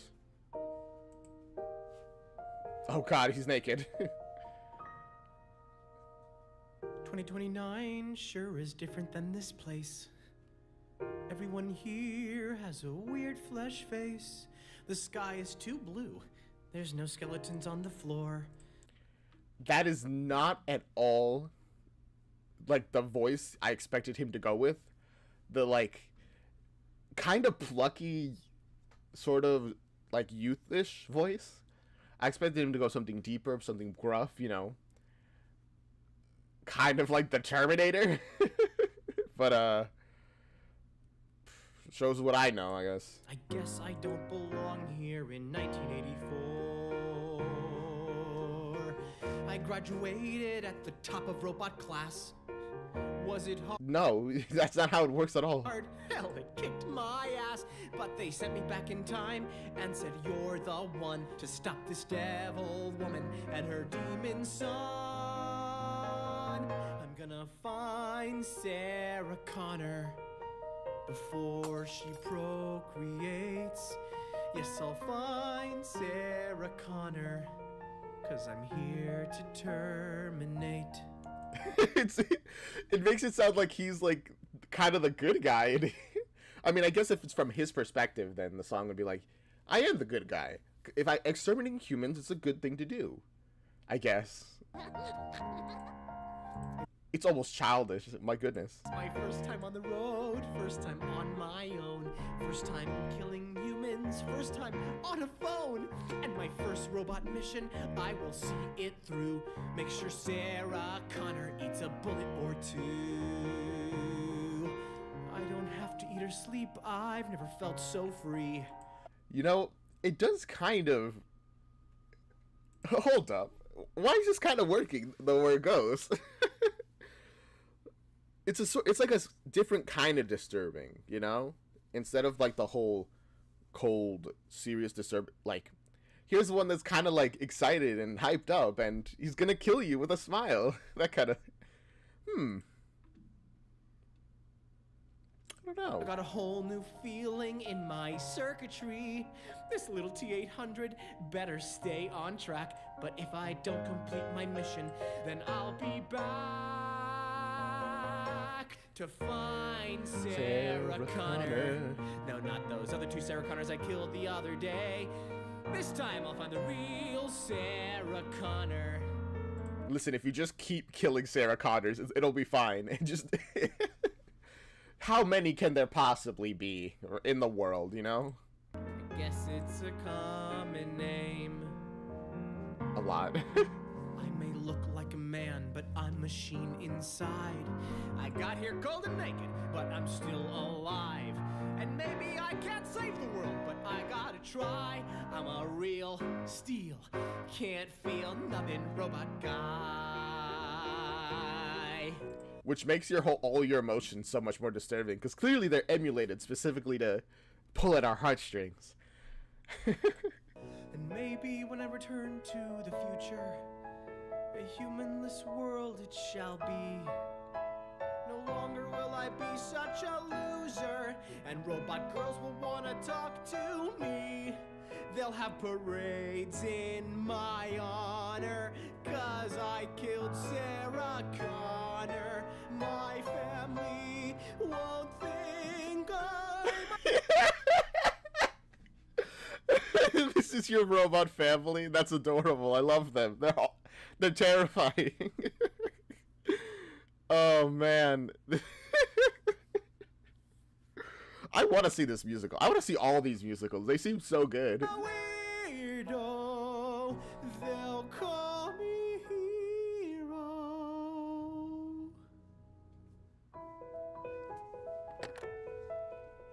Hello, is this Sarah Connor? Maybe. Yes, this is a pizza delivery man wondering if you would like some pizza. Really? Okay, just give me your address and I'll be there soon. Delicious pizza coming your way. And now they're gonna die. I found Sarah Connor, and I'm gonna deliver her fate. Yes, I found Sarah Connor. I'm gonna terminate.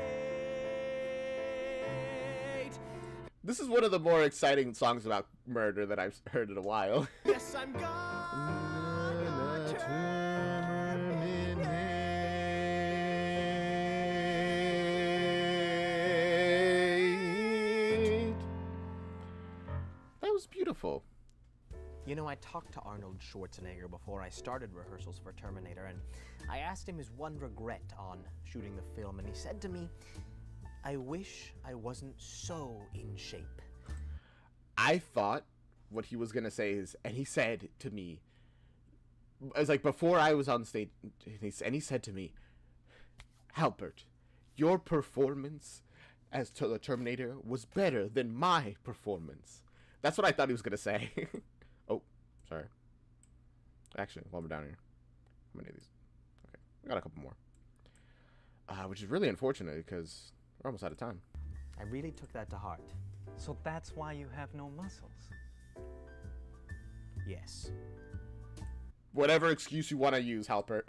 So we hired Albert a personal trainer, you know, to keep him beefed up and bulky, but he wouldn't even show up for the appointment. And he kept saying this thing about how, you know what's really intimidating is a pudgy robot. And in the end, I gotta give the guy credit because he was right. The Terminator the musical made $8 million on opening. I mean, that's fair enough. I guess it would be kind of intimidating. A man that doesn't look like he's in shape at all, running at full speed, like faster than Olympians, because it doesn't matter what his outside looks like. It's all machine inside. Opening night. Episode 5, Wilson, Castaway parody. Oh gosh, Wilson! Wilson! Let's hear it. Tom Hanks film adaptations Oh, hey, have Corey. always been a huge trend. Or, as in this, Quincy Tickleberry, Broadway historian. On Broadway, at one point, there were 7 Tom Hanksicles running at the same time. Larry Crown at the Richard Rogers Theater, Joe vs. the Volcano at the Lyric, Cirque du Soleil did Apollo 13 at the Majestic, but the biggest Hanks hits all starred Halpert Evans. Psst, hey, Of course they do. Tell them about the sand. The what? Right. For Castaway, the musical, they stripped the Winter Garden Theater of all its seats and trucked in over 4,000 tons of white sand from Boca Raton. That's cool idea. That's a cool idea. That sounds like an awful viewing experience. Hey, tell them about the cheeky critics. Critical response was mixed. Some people thought that... Actually, what they said was, the critics said it was sand-tastic. Yes, they did say that. Yes, you remember. Yeah, but the critical... the reality is the critics were mixed. The reviews were mixed. Unsurprisingly. They always are. Let's do the song. Yes. Thank you so much for having me. You're the GOAT. Oh, thank you. All right, Courtney. Ladies and gentlemen, from Castaway the Musical, here is Halpert Evans as the Tom Hanks character. Wait, what was it? Did he not have a name in the thing?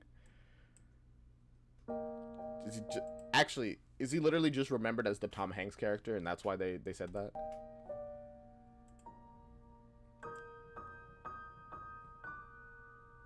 At least he's slightly less naked in this one. Wilson? Who? Hey, Wilson. Howdy, Wilson. Are you listening? Of course he is. I got something to say. Well, Wilson, since I gone missing, we've been chillin', and well, it's been okay. If you were going crazy on an island, would you call your inanimate object friend Wilson? I'd probably call him Redikai, like my YouTube name. When I came to the island, I was so damn bored, all by myself. Then you washed ashore. I needed a friend. You showed me how to pretend. Yay! Wilson, are you listening? You always know the right things to say. You always say them in the perfect way. My Wilson, you're okay. Wilson is a pretty opinionated guy, though. I don't know. Has some strong opinions about things and stuff. They just happen to align perfectly with all your opinions. What a coincidence.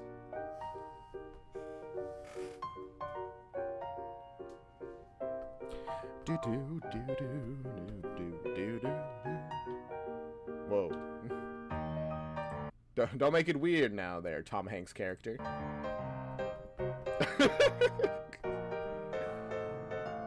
Ooh! Wilson's breaking it down.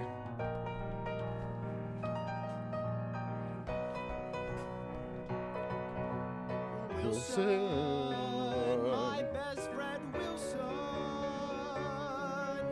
You once were a ball, but I gave you a face. You make me forget how much I hate this place. I love the... I always forget what it's called, but when they do like the leg thing. It's so funny that he's doing that, but I love it. Oh, Wilson. What a great guy. I was gonna kill myself, but not today. 'Cause now I don't feel so cast away. You know what? Fair enough. He is crazy, and Wilson is a figment of his imagination. But hey, as long as it keeps him alive, I guess. Not sane, but alive. You're okay. Wilson! Wilson! Oh, Wilson. You know, Castaway was a lot of fun, but it was pretty exhausting. I was the only actor on stage for most of that show, except Wilson, who hasn't called me lately. I think he lost it a little bit on stage with Wilson.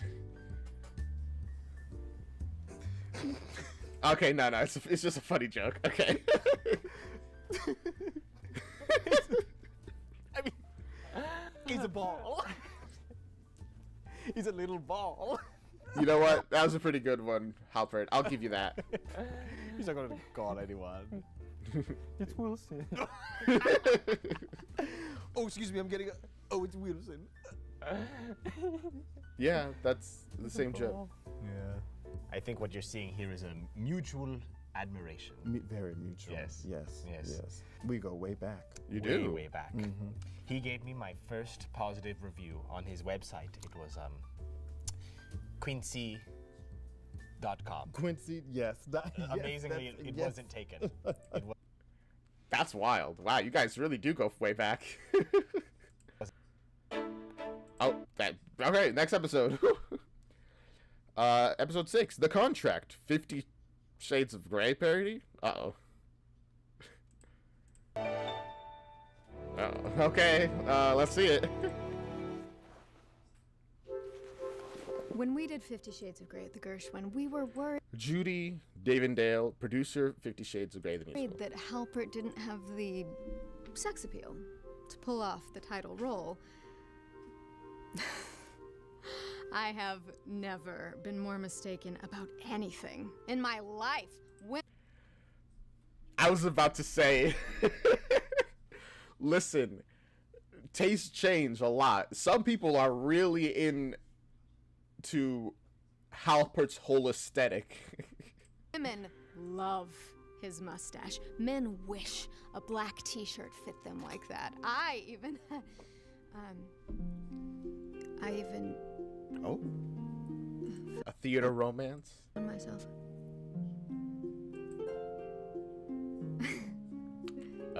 What could have been? Excuse me. We had to keep the theater at a cool 58 degrees, and without fail, at the end of every night, it was a steamy 79. Oh boy. I get what they're saying. That sounds really uncomfortable though. He was the perfect Christian Grey. Just perfect. It's so funny to me. He's like, people simping over Halpert. But I mean, it's not that weird. The Tumblr sexy men aesthetic exists, and some of them are Sans the Skeleton, so I don't know.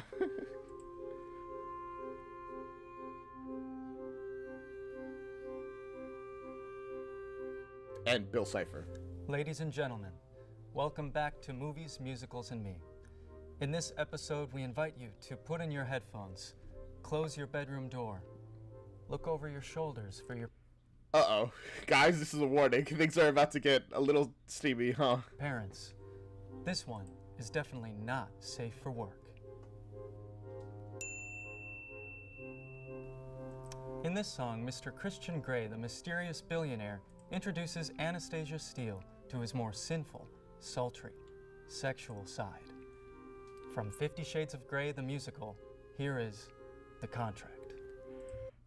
I'm dreading this, to be honest with you. But I'm sure it's fine. I'm sure they'll make it funny somehow. I hope so. It is on YouTube, so it should be fine, right? Right? Hey there. It's already the way he looks us up and down. Nah, I'm not into important that you know that you could leave at any moment For what lies behind this door is not for everyone's enjoyment. This is what I call my playroom. No, it's not really for Xbox. I bring women here to dominate. I guess it's more a sex box.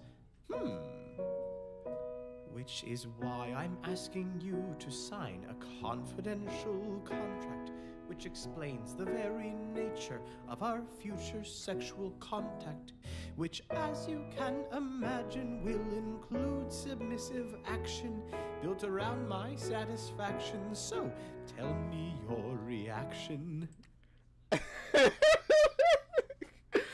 He's very, like, you know, just straightforward about this.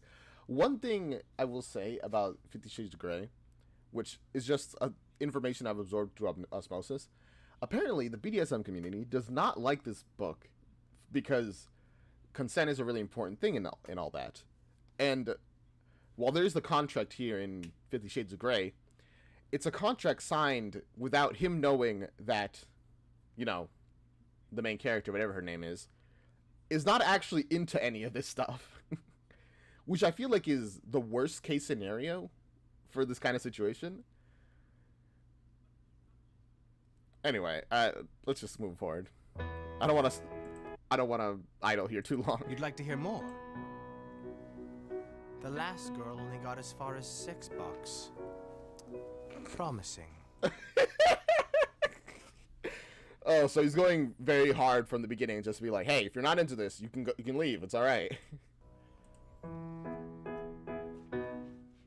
Over here is a variety of tools I used to punish you, like whips and belts and butt plugs, which you'll use when I command you to. I'll tie you up and torture you. It's best if you're compliant, then I'll spank you till you're bleeding. By the way, you're very quiet. Plus, I'll monitor your eating and your clothing and your sleeping and demand regular exercise for physical upkeeping. I fuck without compassion, but I'm sensing your attraction, and I do live in a mansion, so tell me your reaction.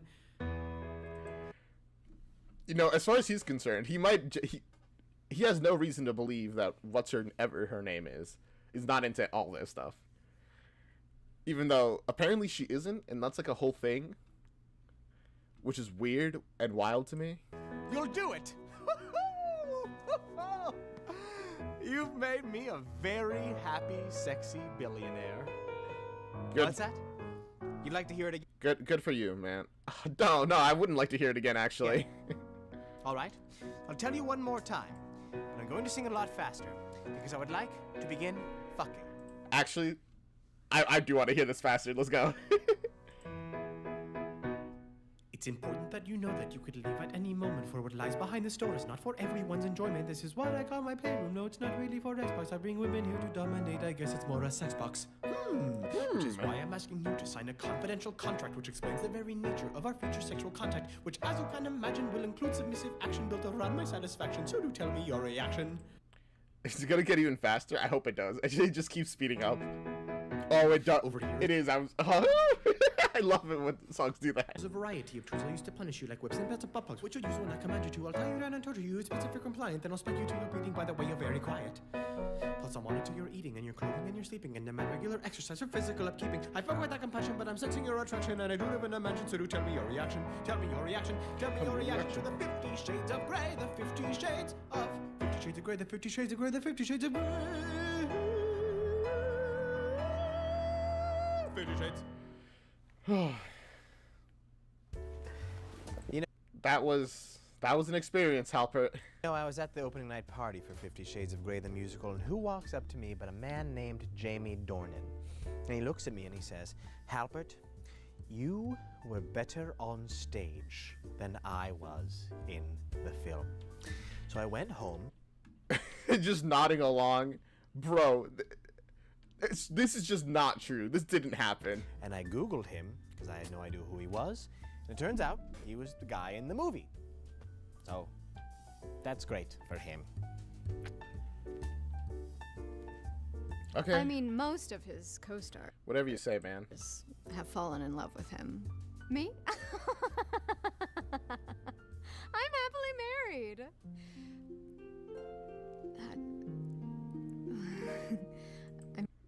not so happily married anymore, I guess. I mean,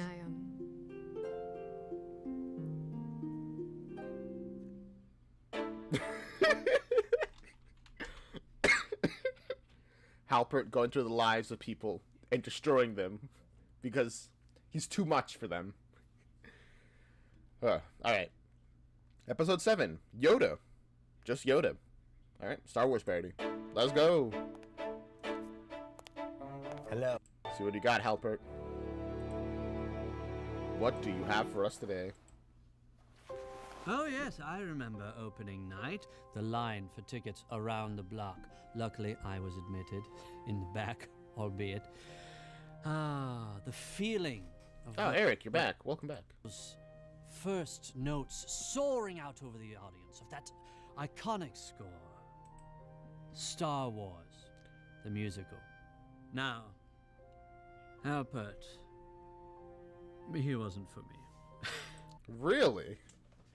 Halpert wasn't for you? Is this before he became everyone's favorite actor? I had heard of him. I did not like him. But I didn't see Halpert on the stage that night. I mean, I guess I could see that. If you just know him personality-wise, he's awful. He's like the worst. But the moment you see him acting, whew, it's hard to care about any of that. I saw Yoda. And I could feel the Star Wars around me. The Force was in the air. I was in the swamp, training to be a Jedi. I was on the Millennium Falcon. Punch it, Chewie. And I must pause and thank Halpert for taking me there. He gave us all a gift that I only wish the original Star Wars films had given. Man. Again, every time they talk about Halpert, it's like, what? Like, how is he this good, apparently? He was a good singer, don't get me wrong, and he definitely has the energy for acting. But man, in their universe, he's something else. He's the chosen one, in fact, maybe. Ladies and gentlemen, All right. from Star Wars the Musical, here's Halpert Evans as Yoda. I'm so excited. What do you got for us, Yoda? A Jedi Master you wish to be. Wait, that's so good. He's tiny. A teacher you need? It's Yoda you seek? Yes, I'm trying to find Yoda. Do or do not. There is no try. Believe it or not.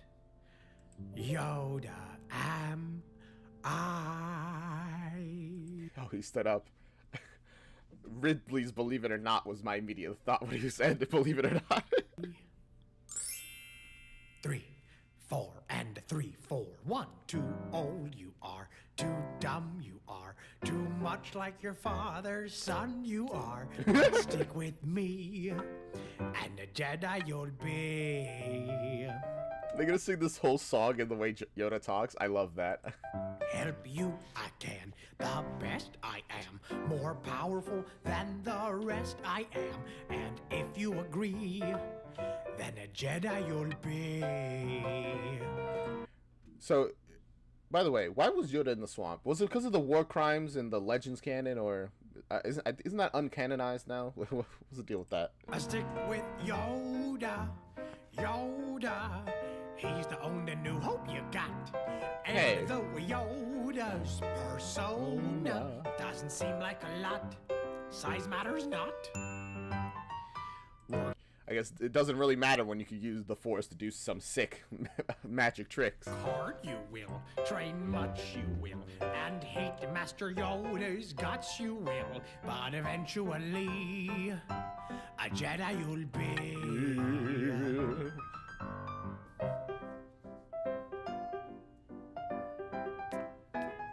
Ooh.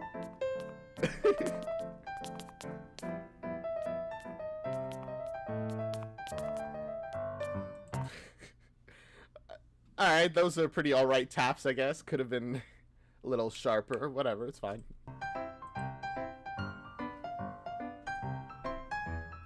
I will say the dancing in this is actually really good. I very much enjoy it in each one of the episodes we got. Whew. That scared me. The sound mostly, but also, but the appearance of the staff is pretty cool. Like a With lightsaber. Yoda on Dagobah, or you're sure to Empire Strike Out. All my tricks I will show Oh, ya. yeah. I'm green, short, and stout, Master Brussels sprout. Applaud you may, act odd you may, think Yoda an act of God you may, but stick with me, and a Jedi you'll be. Yoda in this musical seems a little more prideful than I'm aware of, but I don't know. I haven't seen the movie. Maybe this is how he is. A wise and powerful, utterly adorable Jedi, like this guy. Return of the Jedi, like me. He just keeps saying the names of movies, of Star Wars movies. It's great.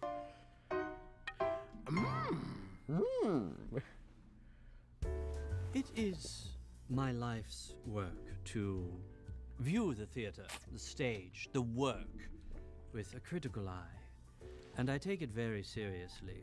Yeah. In case you cannot tell. Oh, yeah, I can tell. You got the ponytail. But what's your feelings about Halpert now?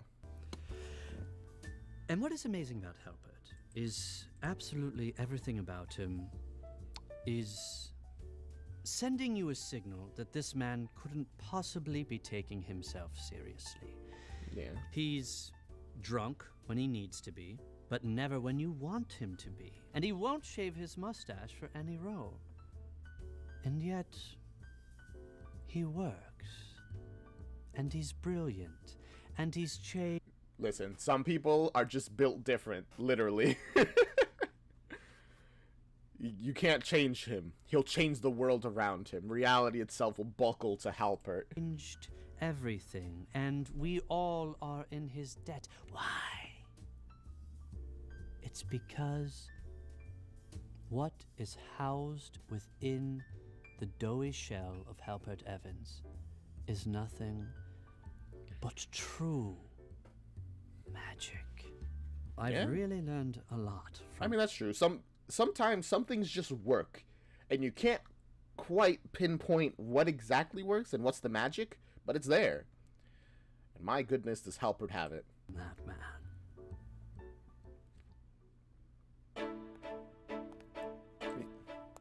Alright. Hello, I'm Halpert Evans.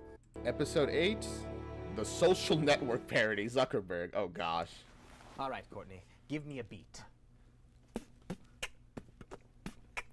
I'm Halpert Evans, and I'm here to say I'm happy to sing for you today.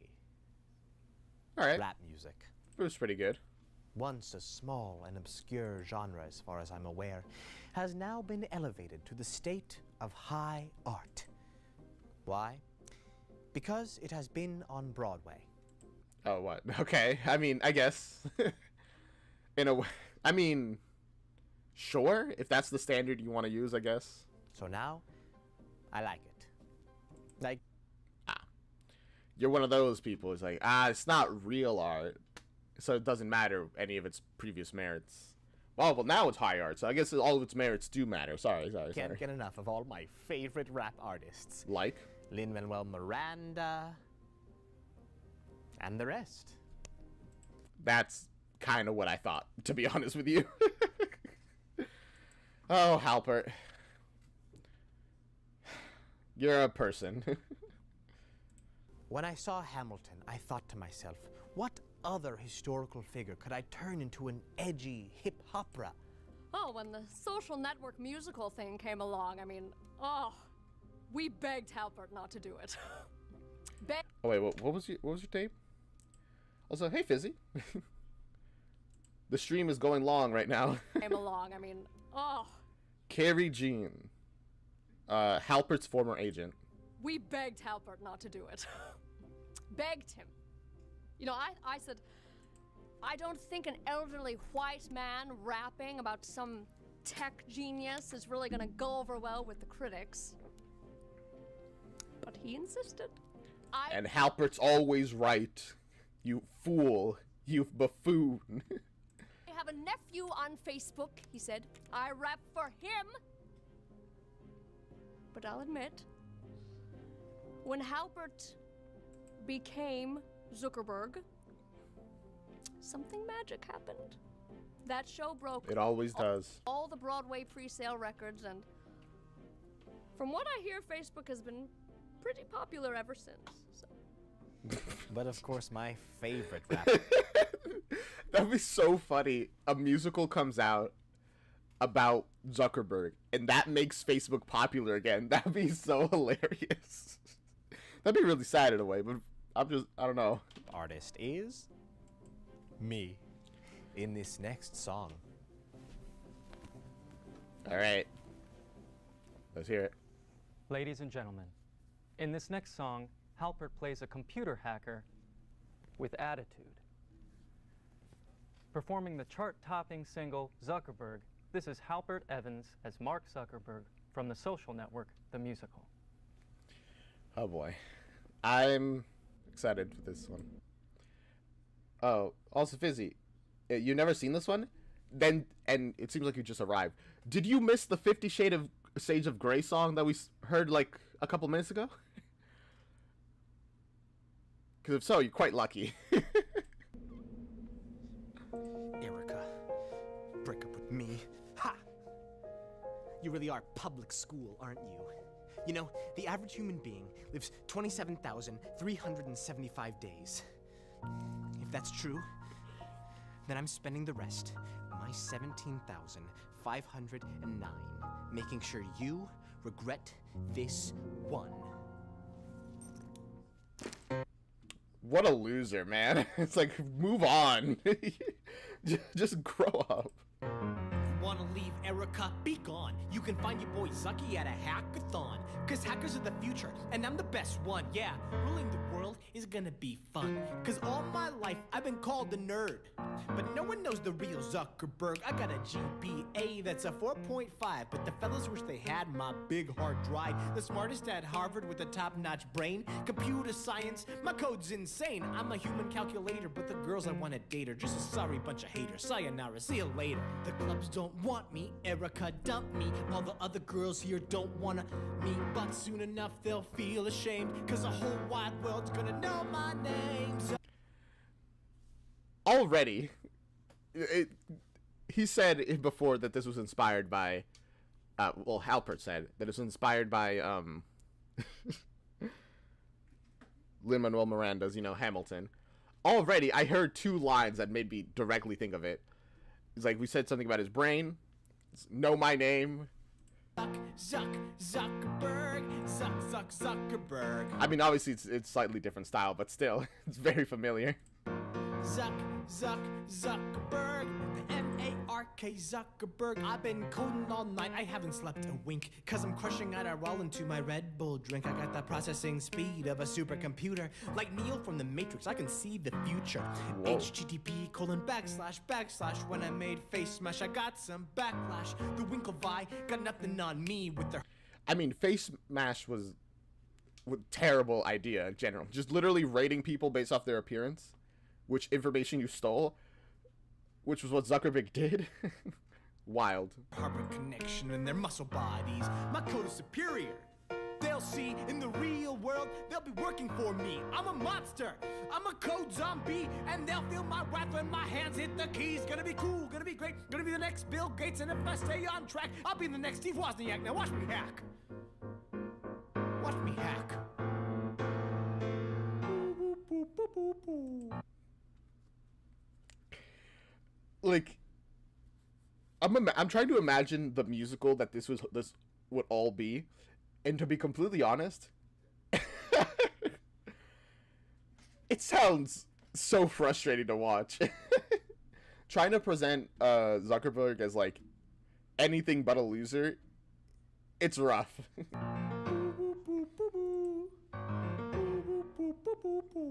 Math. Science. I'm a programming prodigy with nothing to lose. It's Marky Mark from Cambridge, Massachusetts. Zuckerberg. Zuckerberg. Zuckerberg. The M-A-R-K, Zuckerberg. That's right, Erica.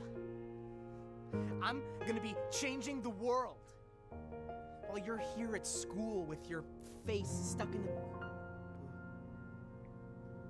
Oh my god. Oh my goodness. Gosh. He's so lame. I feel like I've met a person like this who's just like, yeah, well, I'm gonna be changing the world while you're here being a loser and lame. And you know, most of the times it doesn't work out.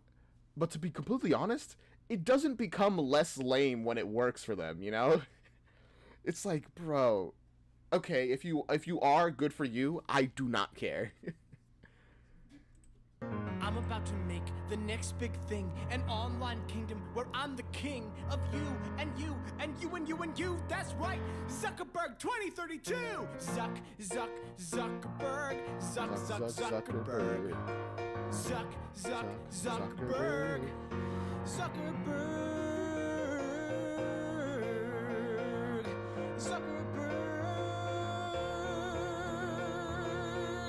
He's a good singer, though.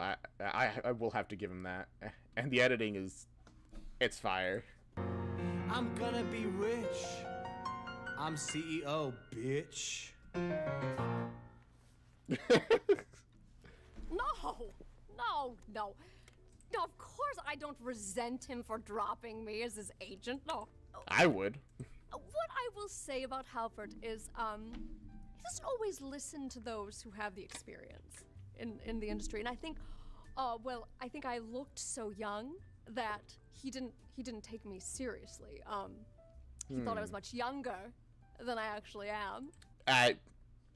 Agent, I'm gonna be real with you. I don't think that was the case. Halpert is so self-centered and egotistical. They probably thought you were agent.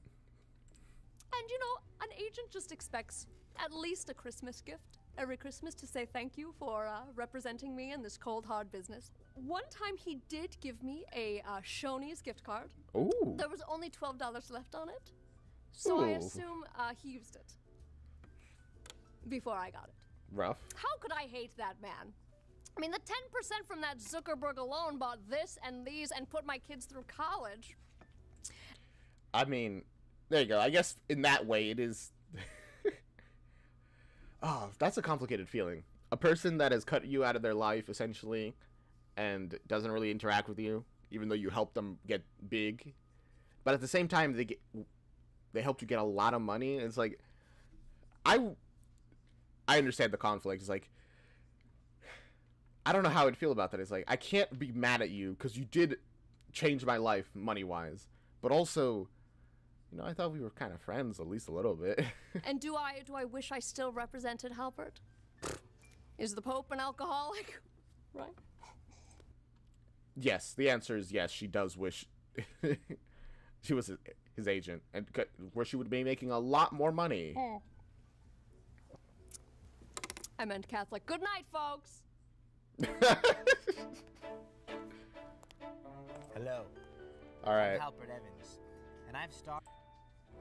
Force This, Kylo Ren / The Force Awakens parody, episode 9. Courtney, let me ask you a question.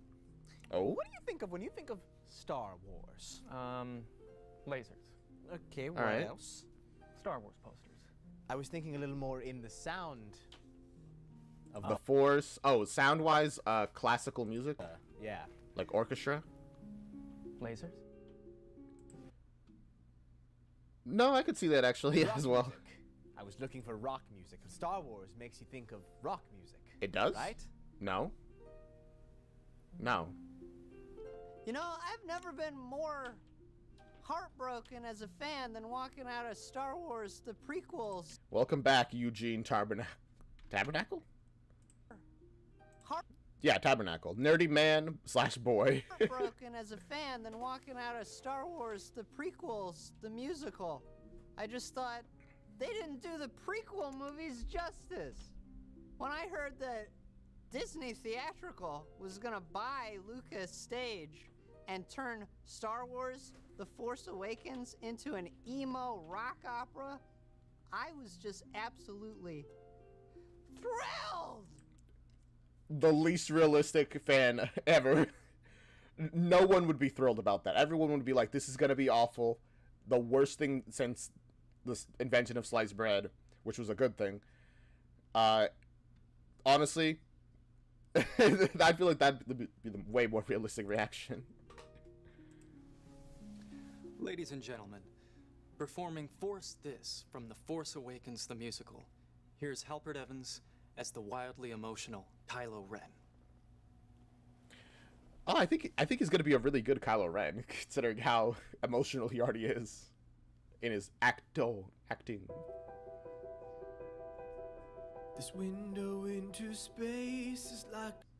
Help, is this little bit of a self-aware thing about how Annie might be the least liked StarKid show, or am I looking too deep into it? Oh gosh, I didn't even think about that. I think you might be looking a little deep into it, but it is an interesting connection to make. Go window to my soul. Cold, dark, empty, and dark. All of my emotions that I tried to control. I choked when he said... Sorry, when he said repeated dark. Still rage on inside my bleeding heart. Well, I flunked out Jedi school 'cause I don't play by their stupid rules. Alright, this is twice where we've had villains being like, man, I didn't do too well in school, or I flunked out, or school was rough, or whatever. The Terminator, and now Kylo Ren. What is this through line? Try to force me to join your stupid crew, but I don't wanna be like you. Force this. Force that. Force this. Force yourself, Dad.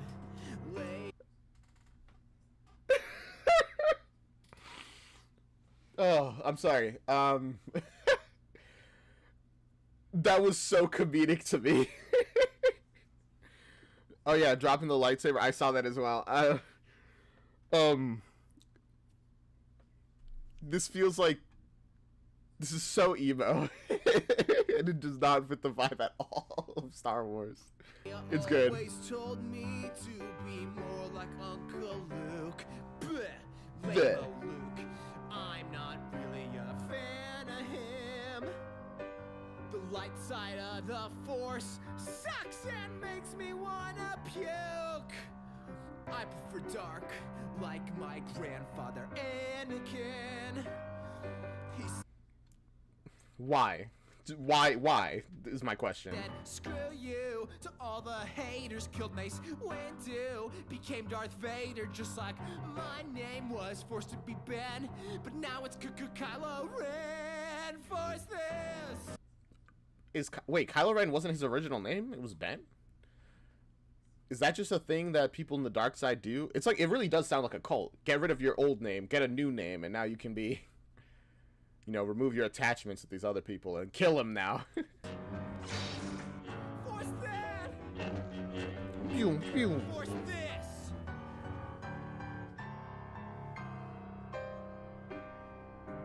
Lucky Dad, I'm sorry I'm not a Wookiee Dad. I'm sorry I'm not Chewie Dad. I'm sorry that I'll never be Chewbacca. Oh shit. That is... What is he talking about? Did your dad want you to be whatever species Chewbacca is? He's like, he's just not Chewie. It's not the same. Get away from me, you child. Can't even do the... I can't do the wiki sound. Damn. I'll never be Chewbacca either. Show you, I'll make you see the best evil Jedi in the galaxy. I tried being good, now I'll just be bad. I hate you, Mom, I'll let them kill you, Dad. And when I have you at your knees, and your eyes are saying please, well, I Stab. guess I could. Force this! Jesus. You could just do a little swing and the blades will just go through them. It's alright. You don't have to.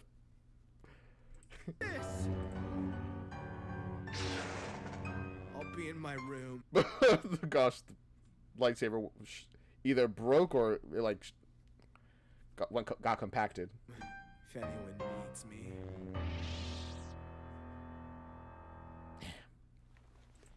Same, Courtney. I'm baffled and amazed. What a performance. Yeah, I love Force This. I think it's probably my favorite song in The Force Awakens, the musical, but there are a lot of great ones, you know? Like there's the closing number. Here's your lightsaber, sir. You know, there's BB-8's song, Beep, Beep, Beep, the Act 1 closer. Beep, beep, beep. I do love how just getting these glimpses into this alternate universe and all these musicals. It's like, man, imagining an emo rock band version of the Star Wars prequels. It's kind of hilarious. Another Death Star. Chewbacca's solo. It's called. There's Han's song. That was the sound I was trying to make. I could not. I'm really old now. And then there's the reprise that Leia sings. And then there's the reprise that Luke sings at the end. Kind of. All right, we're at the finale. I wonder how you spell that song's name. Oh boy.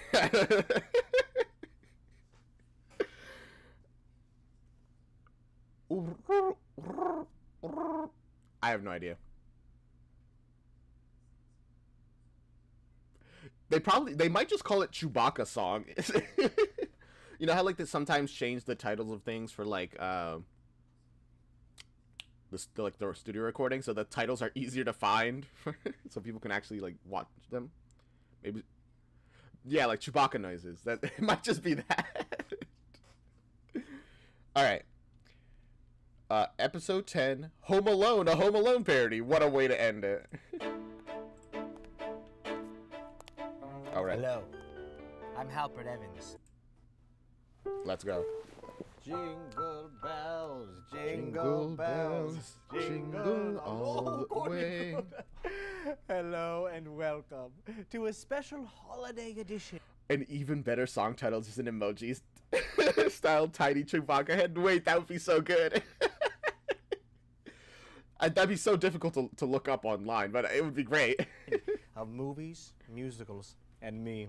Where Yay. I, Halpert Evans, take you on a tour of some of the best songs from my long and remarkable career in the theater. How With exciting. me, as always, is my simply angelic accompanist, Courtney. Aww. Happy holidays, Courtney. Happy holidays, Halpert. So, I'm guessing this came out during, like, Christmas time? Tell me, Courtney, what do you think about this time of year? What gives you that warm and fuzzy holiday feeling? Oh, I don't know. I guess I think about happy times with friends and loved ones. I think about the possibility of a brighter future. Oh, that's beautiful. Courtney? Please, Halpert, don't cut him off. This is wonderful. Peace on earth. Goodwill towards everyone. Especially you. Oh. What do you think about Halpert? Whatever Halpert's answer is, it's going to be so much, like... It's not going to be nearly as good as yours, Courtney. That's amazing, Courtney. I also think about me, and I think about the power of story. Oh, just himself. In fact, why don't I tell you a little holiday tale right now? Imagine a boy, a young boy with stars in his eyes. Armed with nothing but a hope and a wish, he makes his way to the back of a line for a Broadway open call, a line that stretches from 30th Street... I'll be honest, I thought he was going to go into the Home Alone story. I was completely wrong.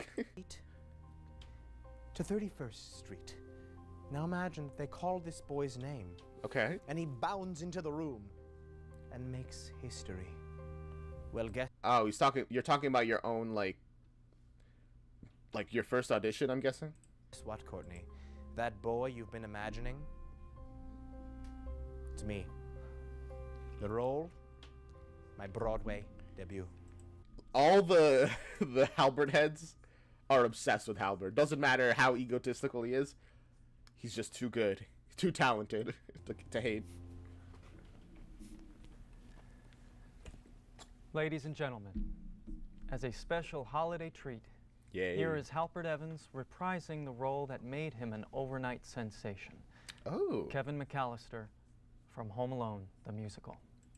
Okay, so this is his first one. Interesting.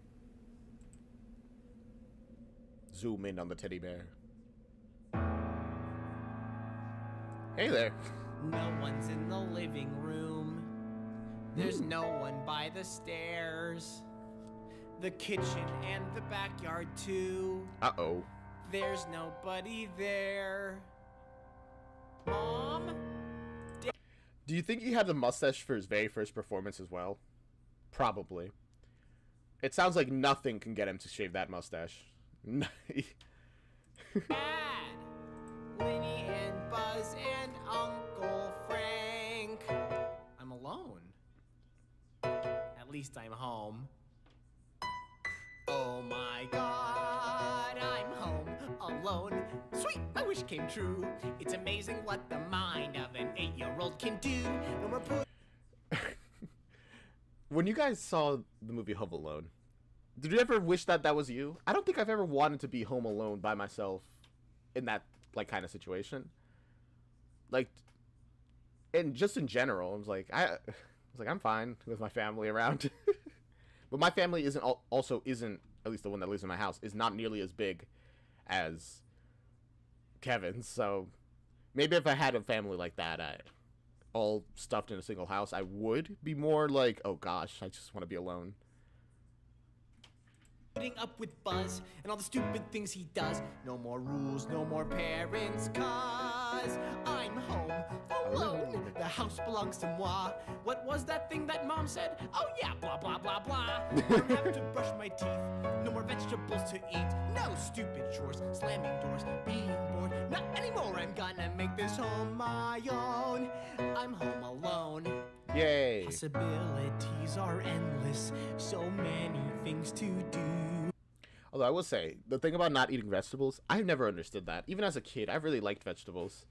They were just like nice tasting. So, like not Brussels sprouts. Even to this day, I hate Brussels sprouts. But just vegetables in general, I normally like most of them.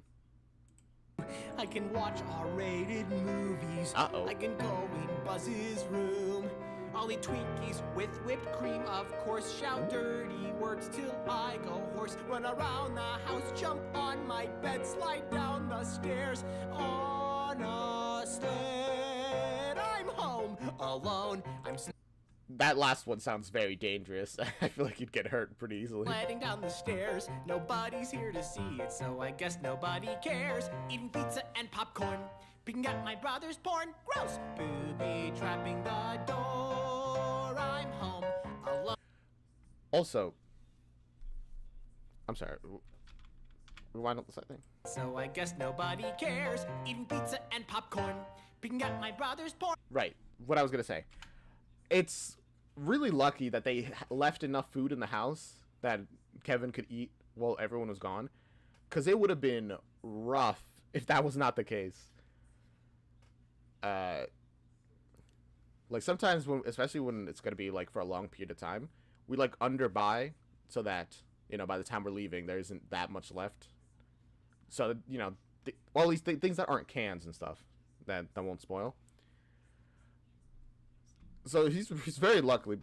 Then again, frozen pizzas are frozen, and so and popcorn is uncooked. Still, I feels very lucky. Alone, the leader of the land. I guess I should start shaving, cause I'm pretty much a man. That's what it must feel like to no longer be a tyke. Not a little bro, baby dough, embryo. Hell no, I'm big and strong and smart and brave. See, look, I'm using aftershave. Uh-oh. Because today I'm home.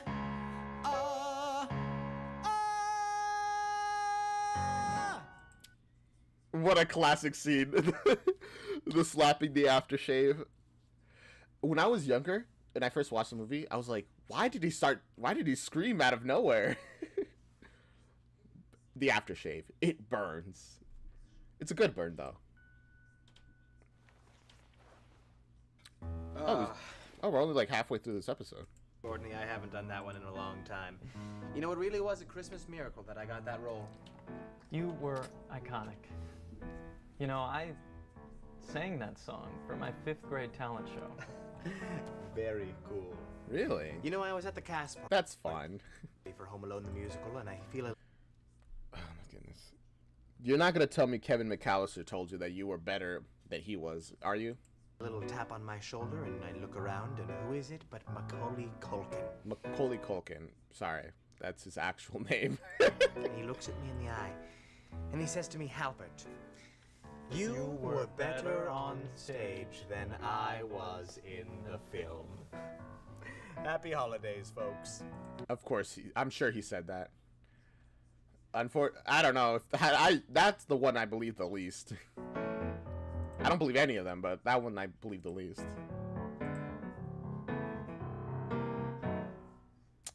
Is it ending soon, or? The funny thing about seeing Halbert in Home Alone is I had no idea how old this man was, or even was he a man? Was he a man, a boy? I honestly couldn't tell, and I met... Even now, I can't really tell his age. He seems like he's either an old-looking young man or a young-looking old man. It's like, it's impossible to tell for me. In the dressing room backstage. I think it was Home Alone. I remember seeing him, and honestly, I wept all night. I remember seeing the movie with the Culkin kid. I just said, when I watched that movie, I said, kill him. I don't care. I don't care about this. Kill who? The kid? the robbers? What are you talking about?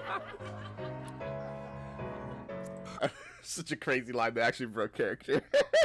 Albert was actually a little tyke when I found him. It was a one-man show. It was a one-boy show, I guess, at that point. I was still scrimping and saving, so I actually second acted the whole thing. Okay. For those of you who don't know, it's when you sneak into the second act. So you go in with everyone from intermission, and you just hope that there's a seat there. And in my case, there wasn't. Halbert, well, he's the light that Broadway needed. Hal had no technique, he had no training, but, you know, the people loved him. I got one. I'm surprised you're here. You're back, Tom. You cut I thought you cut contact with Halbert, or I guess maybe he managed to convince you to come back at least for one last episode. One kid who wrote a check for $10,000 just to hear him sing a vowel for 2 minutes straight. This is a great What? show. Have you guys seen this show? It's still on Broadway. Go check it out, man. Tickets are like $900, but I've seen it 10 times. My goodness, that's so much. Are you telling me that Dylan is playing another person called Tom? Yes, he is. He's a very busy man. I'm very busy. We haven't found the right project. But you know, that was such a special thing that I don't want to. I want to make sure if we do work together again that it's just as good. And that's going to be hard. Right. Probably for 50 Shades Darker. Yeah, well, the offer's out. That's coming up? Yes. Gosh, I shouldn't have told you that. Crazy. Oh, God. I don't want to see the sequel of the 50 Shades with you and Halbert. Yeah, don't tell anyone. I mean, she wants to see it, but I don't. I've been doing this for so many years. It's easy to forget why you've started. Yeah? But Halbert helps me remember. Thank you. You know what? Regardless of my opinions of Halbert, good for you, man. I'm glad you're having a great time. Halbert Evans. Thank you. Okay. I just got this in the mail. I haven't read it yet. Hey, Courtney, was that from Halbert? Merry Christmas, Courtney. Now no one can say I never gave you anything. Hashtag pay Courtney. I'm very gracious.